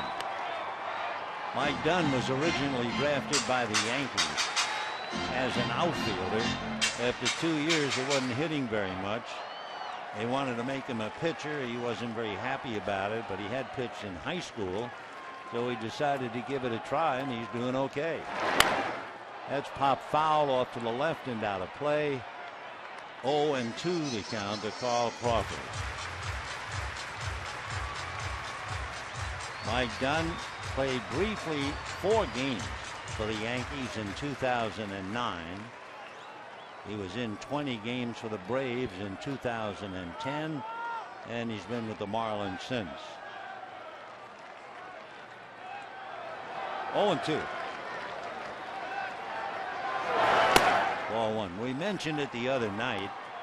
2 years ago, Mike was down in the bullpen getting ready for the AAA All-Star game, and who came running down to the bullpen but his fiance. And he said, "What are you doing? Why are you here?" She said, "You're not going to Buffalo." He said, "Where am I going?" She said, "You've been called up to the big leagues." Ground ball into left field. Base hit. The run scores. Dodgers lead 3-1 on a no-ball, 2-strike count. Crawford literally just put the bat on the ball and found the hole on the left side. So that's 3 straight hits for a run. The scoring is Punto. Taking second is Uribe. And the batter now will be Gordon. The run is charged to Roush, and so would Uribe be if he gets in. Gordon a single, grounded out, fly to center. Uribe at second, Crawford at first, nobody out. It's been Kohler, Webb, Roush, and now Dunn. And ball 1.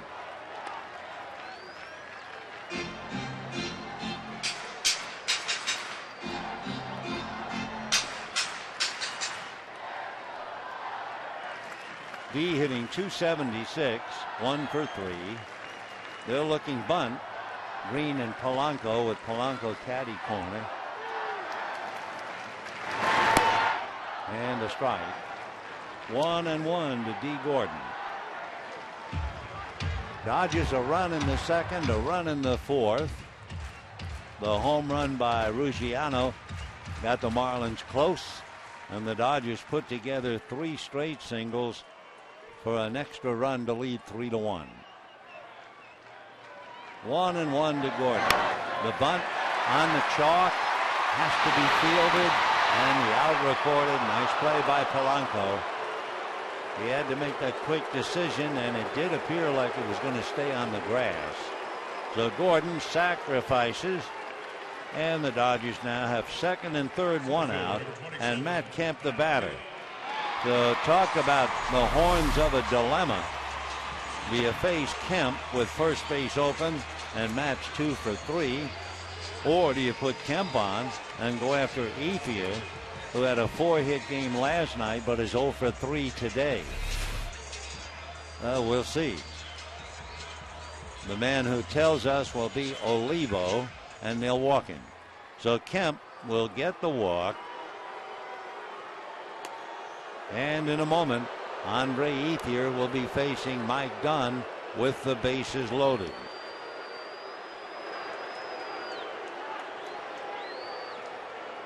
Andre Ethier 1 for 4 in the past against Dunn. And when Dunn pitched the 7th inning in the first game, he did not face Ethier.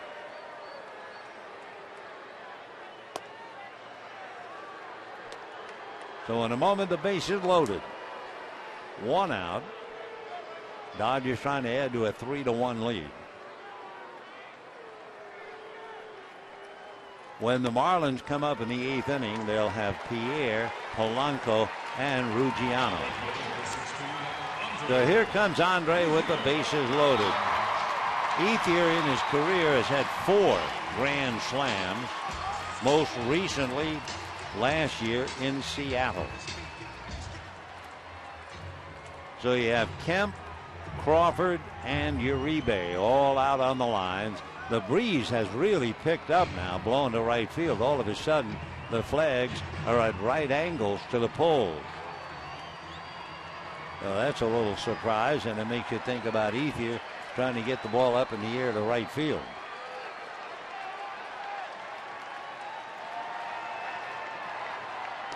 And ball 1.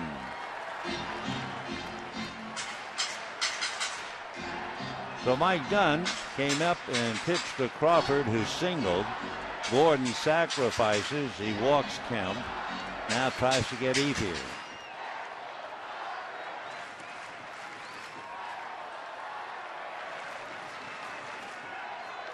One ball and no strikes. 1-1. Andre Ethier this year hitting .255 against left-hand pitching.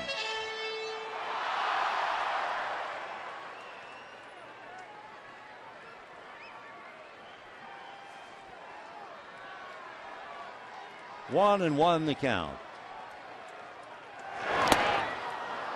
1-2. The Dodgers, by the way, have certainly frustrated themselves during the year. The Dodgers have had 30 situations where they have loaded the bases, and they have 4 hits. That would be a .133 batting average. So Ethier trying to improve on that. 1-2 the count.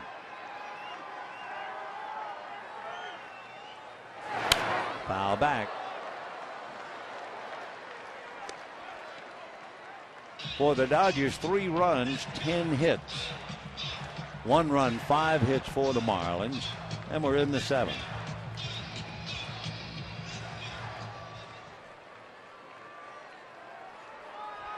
Uribe at third, Crawford at second, Kemp at first.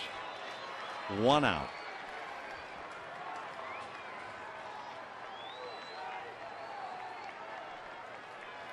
Time.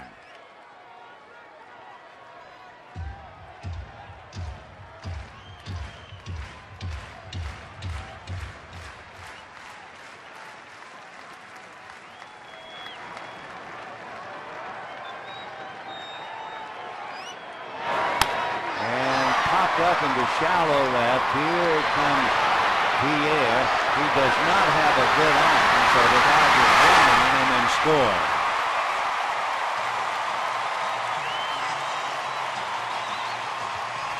So Pierre even needed a relay to the plate on a fly ball to shallow left, and they still couldn't get Uribe. So that run is charged to Roush, and the Dodgers now lead 4-1.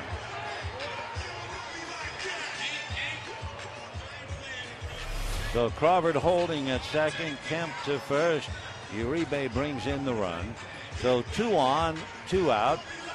Run batted in for Ethier. And here's Van Slyke.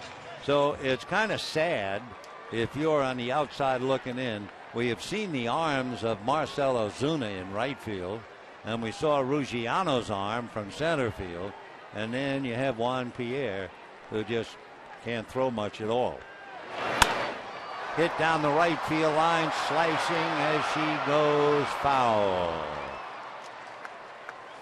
0-1 to count to Scott Van Slyke. Dodgers 4, Marlins 1. The 2 runs in the inning are charged to Roush.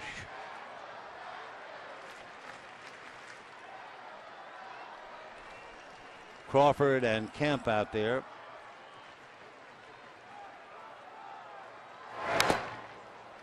Oh, 2. To repeat, when the Marlins come up in the 8th inning, they'll have Pierre, Polanco, and Ruggiano.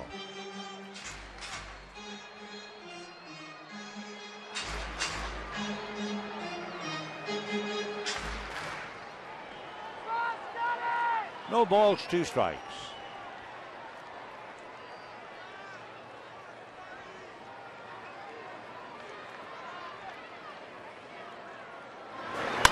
And that's going to be hit into right field for a base hit. Here comes Crawford to score. Kemp holds at second. Dodgers lead 5-1. So Van Slyke, his second hit, and his second run batted in.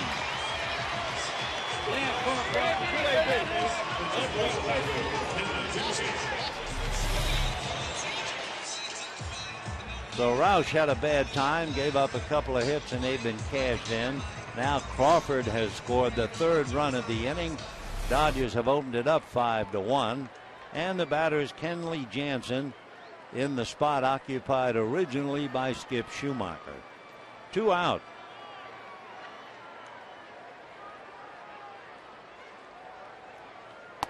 Fastball, strike. So Kenley Jansen will go to the mound with a little of the heat taken away. Dodgers leading 5-1. Up until now, tough ball game. 1-0 Dodgers, 2-0 Dodgers, 2-1. Little bouncer off the bare hand of Dunn. He retrieves, makes the play, and that's the inning.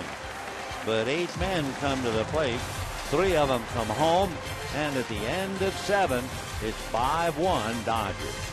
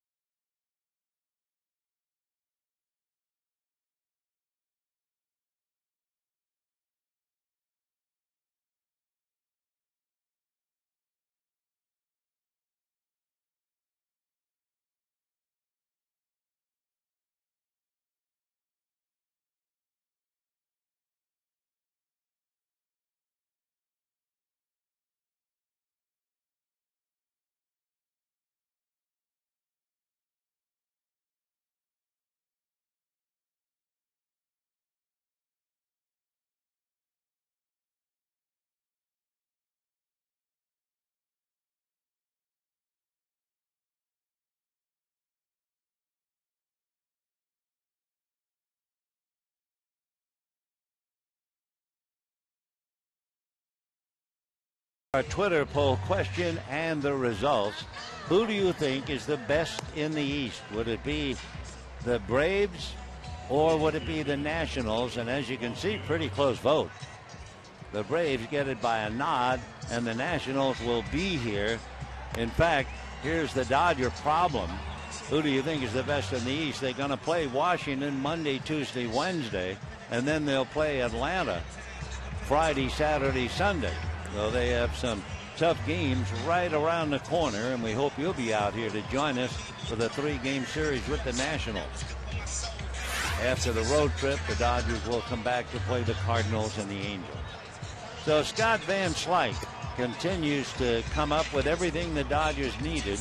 He has a home run and a single, a couple of RBIs, and he's made 2 fine defensive plays. One definitely saved a run.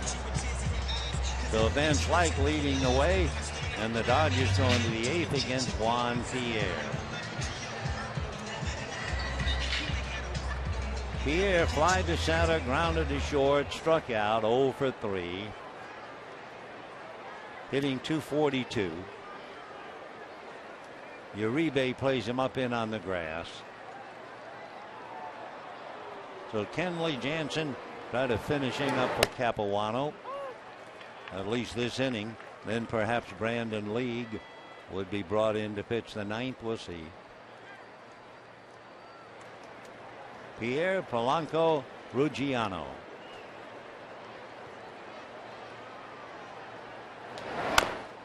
Fouled at the plate.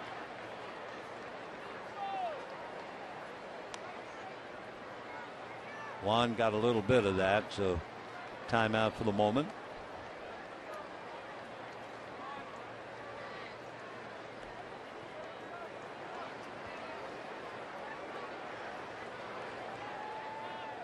Five runs, 11 hits for the Dodgers. 1 run, 5 hits for the Marlins. In the dirt.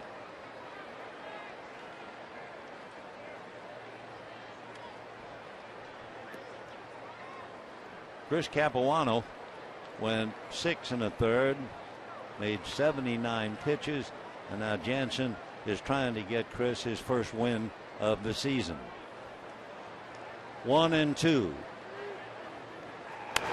Fouled away. For the Dodgers, a couple of victories, the return of Capuano, then perhaps of Zach Greinke later during the week, and things would start to be looking up for Don Mattingly and company.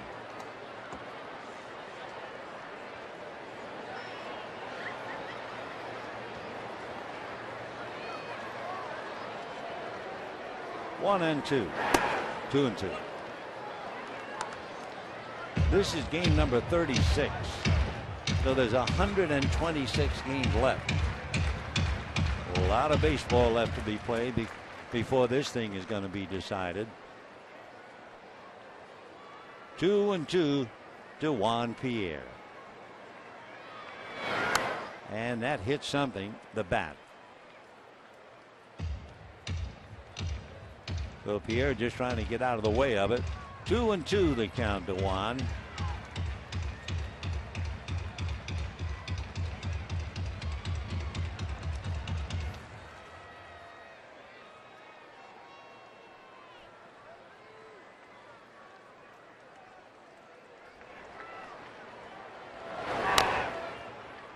Pierre keeps hacking them away. Originally drafted by the Rockies, he went to the University of South Alabama.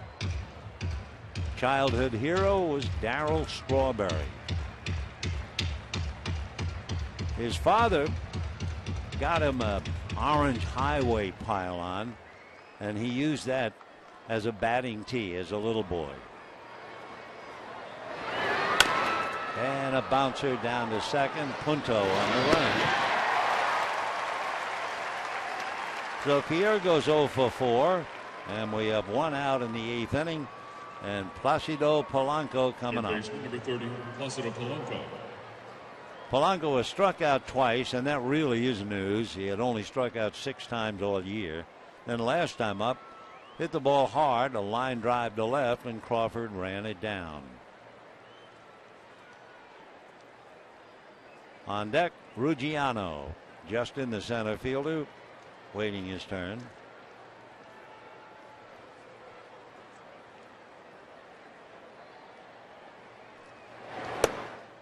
Polanco is a career .298 hitter. He has over 2,000 hits. But at Dodger Stadium throughout his career, it has been a struggle. He's a .157 hitter here, or even less than that now. 0-2. Strange how that is. And the best players can say, I don't see the ball well there. Or the other way, if they have big numbers, I just happen to see the ball better there.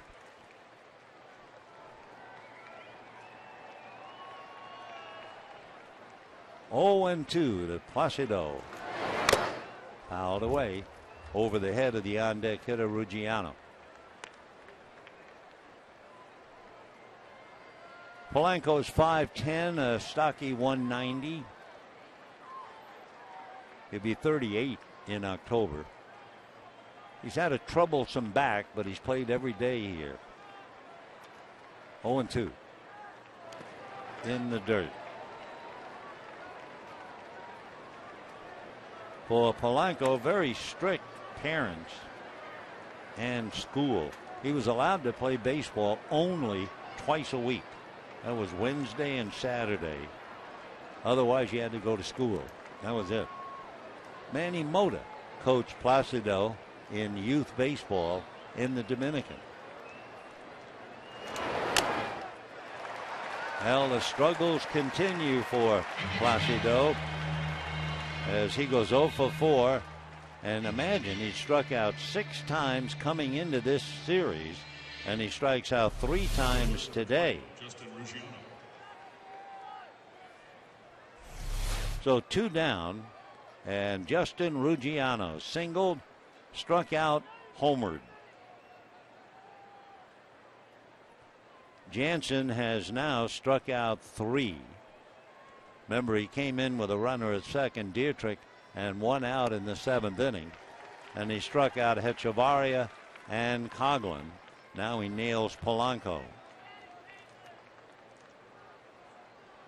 So that would be 10 Marlins striking out today, with 2 out in the 8th inning.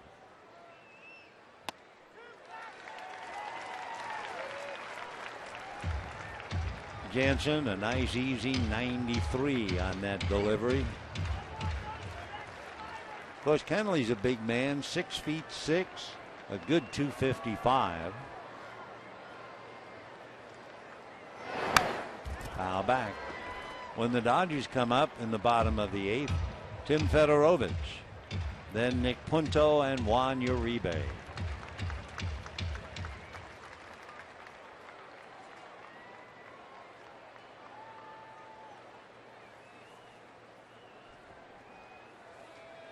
Oh, and 2. So Kenley Jansen faces 4 batters and strikes out. Make it 4 out of 5 and strikes out 4 of the 5 and walks off leading 5-1.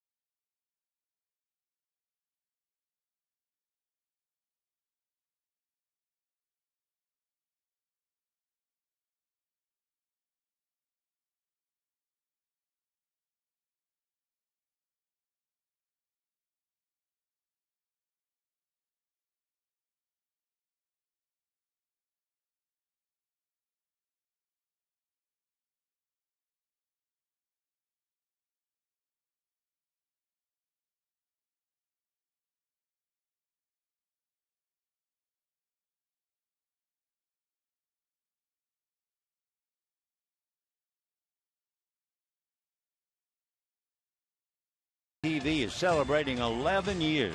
Join the millions of fans and subscribe today. You can watch every out-of-market game online on your favorite mobile and connected devices in HD quality, too, with MLB.TV Premium. MLB.TV. Baseball everywhere. Steve Cishek coming out of the bullpen to face the Dodgers in the bottom of the 8th inning, with the Dodgers leading 5-1. Cishek out of Falmouth, Massachusetts, lives in Florida. Went to Carson Newman University in Tennessee. Being a Massachusetts boy, grew up to be a rabid Red Sox fan.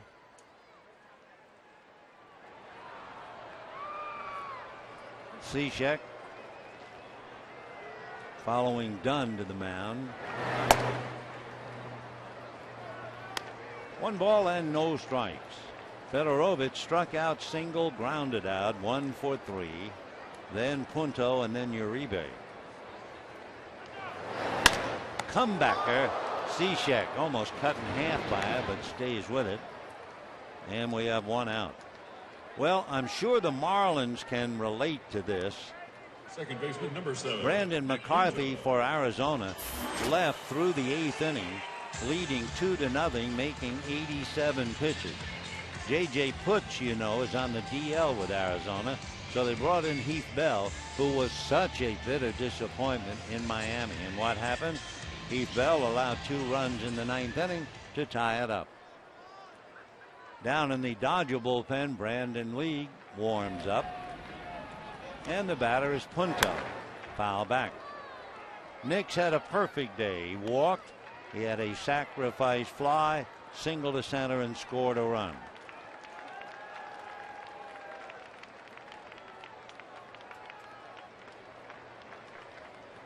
Oh, and 1. And that's lifted on the infield. Echevarria. 2 down in the 8th inning. Juan Uribe singled in the 7th inning, coming off the bench. When the Marlins come up in the 9th inning, they are due to have Ozuna, Oliva, and Green.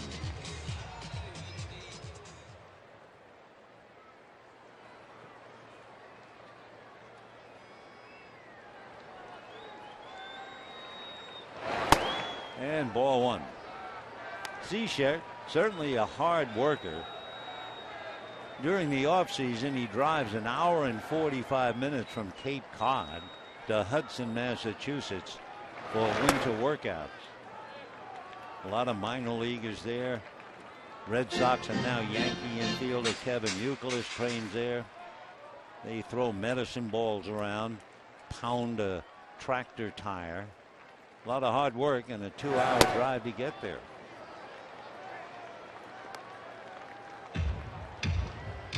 Three and 0 the count to Juan Uribe. Cishek, fastball, slider, and a change. And ball 4. So a 2-out walk to Uribe will bring up Carl Crawford.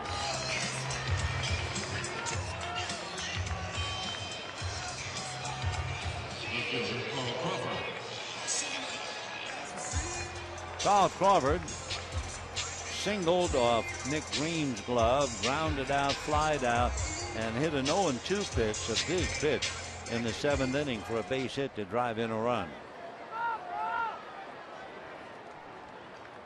Crawford now has his average at .315. And ball 1.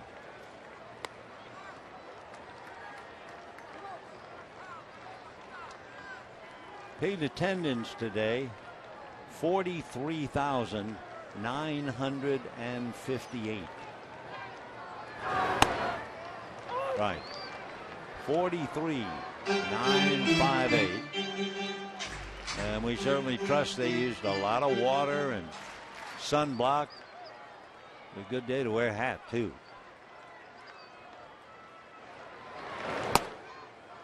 Two and 1.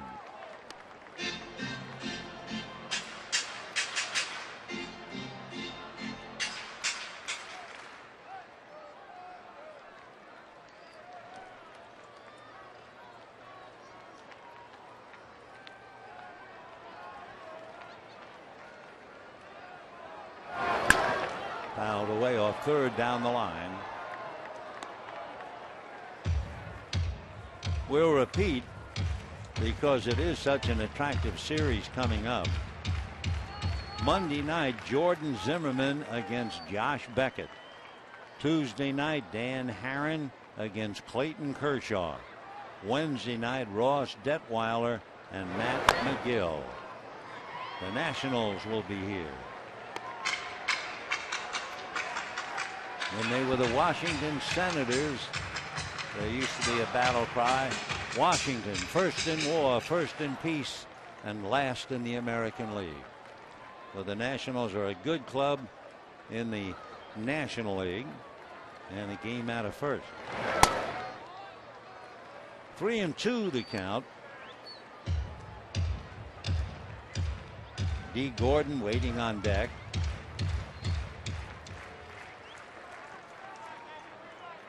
Cishek is 6'6", weighs 220, but he's so tall you can't see 220 pounds on him. There goes the runner on ball 4. So with 2 out, Cishek walks Uribe and Crawford. That'll bring up D. Gordon. Gordon singled to center and stole a base, grounded out, flied to center, and sacrificed. 1 for 3. Has his average at a nice 276. To repeat, when the Marlins come up in the 9th and the Dodgers lead here 5-1. Ozuna, Oliva, and Green.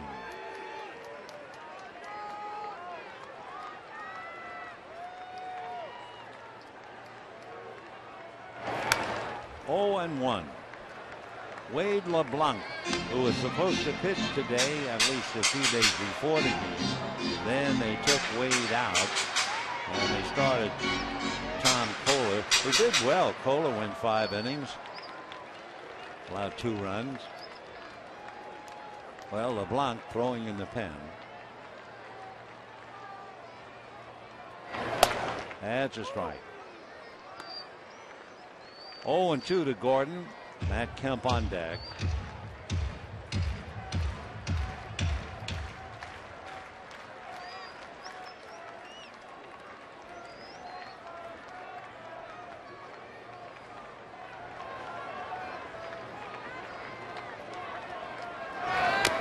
Foul back.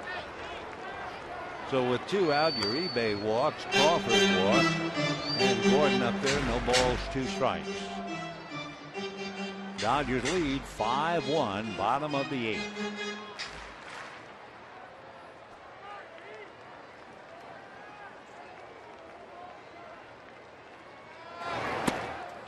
And Gordon goes down, so the Dodgers leave 2, and we head for the 9th inning. Dodgers 5, Marlins 1.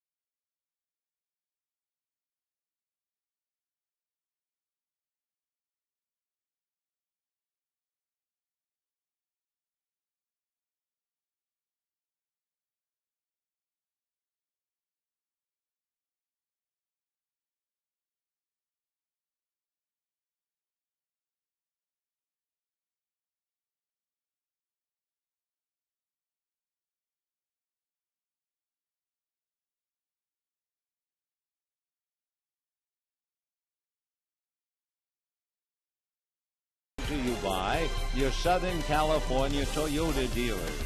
by Time Warner. Enjoy all the things you love better. 1-855-WANT-TWC. By your SoCal Ram dealers. Visit ramtrucks.com today. And by 76, we're on the driver's side. Dodgers going to the ninth inning, leading 5-1. For the Dodgers, 5 runs, 11 hits. And the Marlins, 1 run, 5 hits. Dodgers bring in their closer, Brandon League, who, as a fashion plate, is really wearing pink shoes.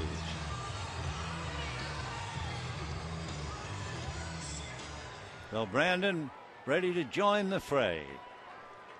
Boy, in the sunlight, they really glisten. Marcell Ozuna, ball 1. Ozuna single to left, single to right, fouled out on a fine play by Scott Van Lyke, and also threw out a runner. Little roller to short, gobbled up by Gordon. One away.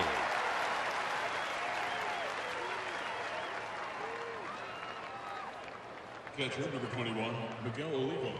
Miguel Olivo flied to center, hit back to the box, and grounded to short, 0 for 3. So the Dodgers 2 outs away from winning 2 out of 3. Then they have a modest little 2-game winning streak to put on the line against the Nationals starting tomorrow night. Olivo with Nick Green on deck.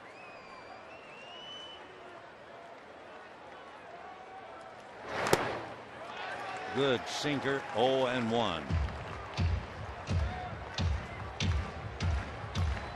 Olivo started, among other reasons. He has 3 home runs, all against left-handers. Homered last night. Now looking at Brandon Lee. 0-2. 5-11-0 for the Dodgers. 1-5-0 for Miami.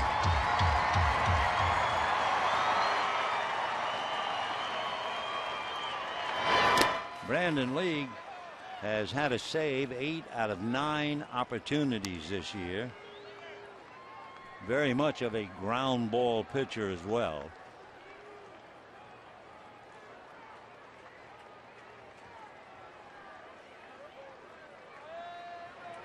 One and 2.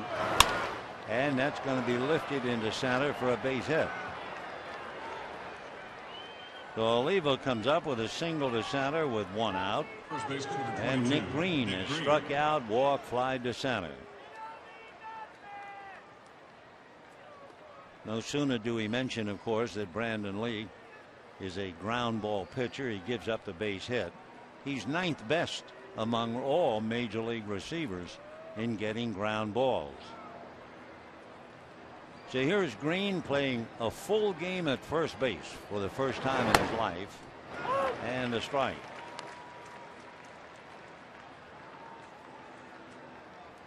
Oh and 1 to Nick.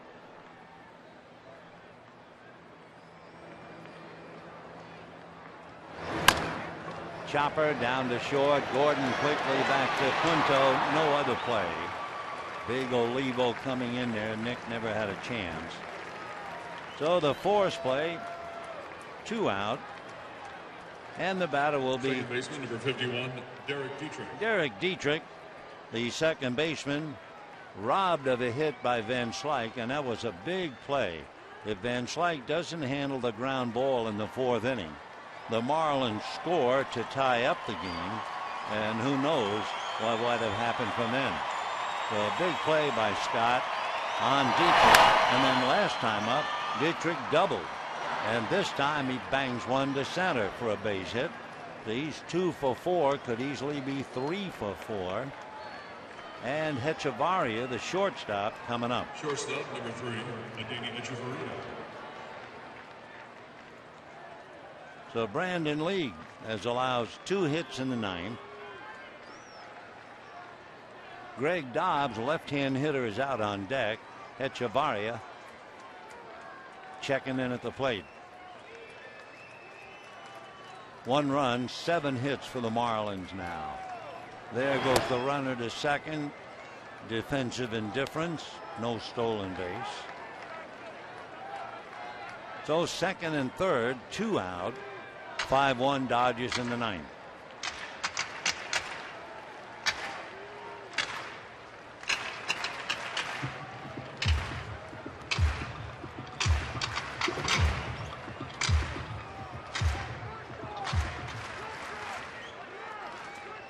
One ball and no strikes.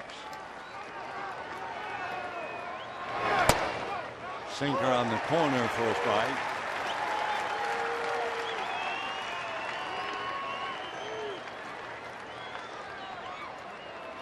One ball and 1 strike. 2-1.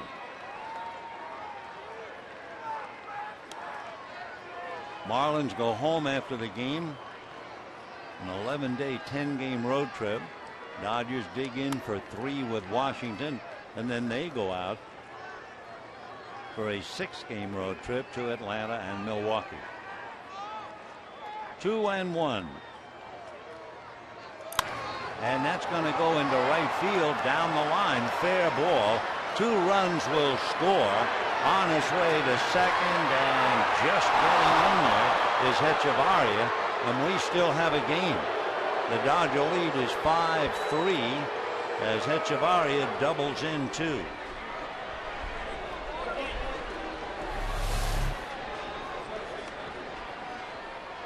So Brandon Lee comes in and has given up 3 hits and 2 runs. And Greg Dobb, the left-hand hitter, will be coming up.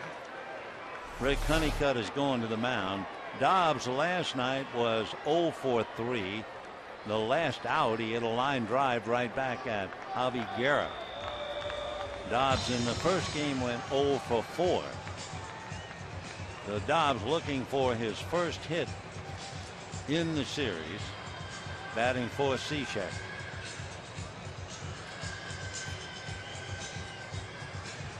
So the Marlins, with 1 out, had Olivo single. Then Green hit into a force play, so he had 2 out, a runner at first. Then Dietrich singled, took second to put runners at second and third. Hechavarria doubled. 2 runs come in.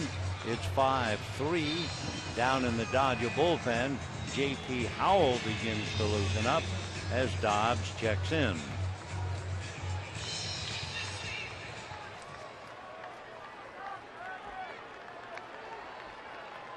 So Lee trying to get the last out.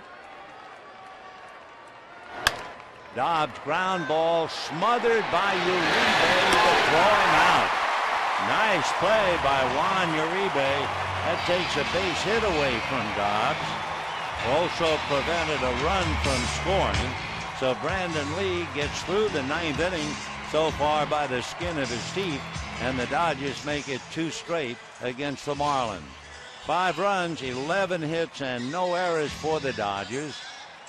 3 runs, 8 hits, no errors for the Marlins. The winning pitcher, Capuano, he's now 1-2, 6-5 lifetime against the Fish. Tom Kohler, who started, suffers the defeat. Brandon Lee made 14 pitches to get out of the inning and save the game. So the Dodgers pick up a little tiny 2-game winning streak, and